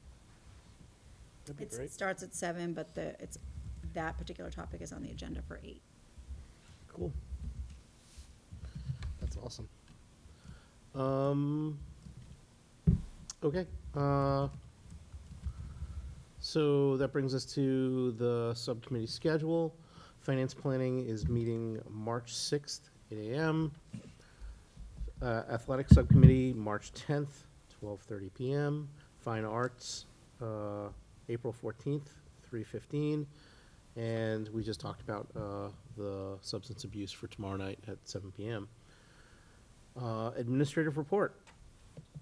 Sure, this is where we get to Beetlejuice. Woo-hoo. This is one of our reports that's compiled by our principals. They did a great job with this. So Jay Turner Hood has shared out about their exciting work with Student Council, their 80s Spirit Day, the January 16th Fun Run, Dress Like a Star Day, some additional Spirit Days, Patriots theme days, and some of the updates on the work that the professional learning communities are doing in all the school, which is great as well. They're looking forward to Anything But a Cup Day, which is about building morale. And then also the MCAS infrastructure trials are beginning as we're getting ready for those upcoming events at the Hood School. Little School shared that they are celebrating Kindness Week. They're doing a read aloud of Kindness is Cooler, Mrs. Ruler. They are also engaging with Hats On for Kindness, Blackout Bullying Day, No Drama Pajama Day, and Pillars of Character Day. And they are looking forward to their Olympic-themed academic night in February. where students are learning about the Olympic Games, sports, host cultures, and the spirit of camaraderie at the Olympics. Batchelder had its Winter Olympics as well, and they are very excited. They did a trip to Lexington Symphony. The third graders about keeping water clean, lessons for fifth grade. The fourth graders enjoyed after-school enrichment from the Discovery Museum. Kindergartners are taking part in their sing-along, read-along presentation. The musical of The Claw has started with Miss Conway. Fourth and fifth grade students are working on this. It's going to take place the weekend of March 27th. And again, as I mentioned, the Winter Games took place to great success again, building up their Bulldog values. Middle school wanted to acknowledge that one student, Ethan Joseph, is now going to be the Project 351 student leader. I'm sure we'll hear from Ethan and more about this possibly at the middle school update that's upcoming. The annual geography bee was on January 28th. Jack Page was the winner, 8th grade student. And the Beetlejuice Junior presentation was amazing. Dr. O'Connell gives a shout out to the entire cast and crew, and especially Miss Lister and Miss O'Brien for their hard work. It was a tremendous show. Really enjoyed it. I know some of you had students involved as well. High school, again, as we know, working very hard in competency determination, and also the NEASC accreditation work. More is coming out. We're going to have a lot of updates about any changes that's forthcoming there. The program of studies presentation. The school counseling department is working with all the students now to begin this course registration process. Lots of great buzz as I talk to the students about these opportunities for the half-year course. I think there's a lot of excitement from staff as well as students. So that's a great positive change that everyone's very excited about. And there are definitely some updates and changes to the senior events calendar. And we are working out some of the final details that will be all communicated out soon. You know, we've just kept adding things similar to we've added a boat trip. We've added, I believe, a Red Sox game. We've added the elementary walkthrough that we did last year as a pilot. That's going to be a part of the program. So as that expands and changes, there's going to be some other updates that Dr. Meyer and Ms. Alonso will be communicating out soon. That is all. Awesome. All right. That moves to correspondence, none at this time. Future business. We have a meeting on February 23rd, right after vacation, with a digital learning update, as well as student representative Addison Patel, and a meeting March 9th with our fiscal year 2027 preliminary budget presentation. I know a lot of people are going to be interested in that, so stay tuned and please feel free to come in and participate. And that leads us to going into executive session. When do we get budget books? So I'll probably start printing it tomorrow. I can, Could we Yeah, maybe do distribute them it. electronically and send them? I like having hard copy. yeah, I can send a hard copy. Do And we, then, do we need to kill like 1,000 pages? I carry that around like a. And I can post it, we can post it in, what I'll do, I might post it in like the March 9th. You guys have printers. What's the best way to Feel do free. that? Okay. I mean, is that okay? Like, why don't we get them electronically? No, I need paper. No, I think Whatever. it's fine if you need paper. I don't need paper. Oh, I'm you don't a want one? digital Okay. person, Yeah. and So- save the printing costs for Okay, me. so I'm doing three books for, I don't need it. you know, so two? We're the old, Yeah, yeah. we're old school. Old school. And you Okay. don't, that's and you fine. don't have Sometimes, printers. You know, I get it. But Yes, I'm publicly known. Yeah, like to no, it's be able to done, I was just scan it working on that. quickly, I was waiting for easily. student it's usually artwork around for the cover, February break. it's the only reason why I You don't can have it. like citing February break reading. Yeah, Andy, I Andy, agree. It's not exactly beat Okay, reading. but it will be this week, it will be this week. Okay, thank you. None of you can find the references. Okay. All good. All right, thank you. That brings us to going into executive session to discuss strategy with respect to collective bargaining and/or litigation. So why don't we have a motion to adjourn and then go into executive session? And yes, we've got to do a roll call vote. because Not I to remember. return open. Okay. I move to go into executive session to discuss strategy with respect to collective bargaining and/or litigation, as an open meeting may have a detrimental effect on the bargaining or litigating position of the public body, and to not return to open session. Second. We have a motion, we have a second. Any discussion? Hearing none, why don't we do a roll call vote? Tim? Aye. Aye. I'm an aye as well. Aye. 5-0. Excellent. That adjourns here, and then we move on. We're not adjourning. Well, we Yeah, leave here. We're leaving, yeah, we're going into. Yes. But, Thank you to anybody that was participating. You can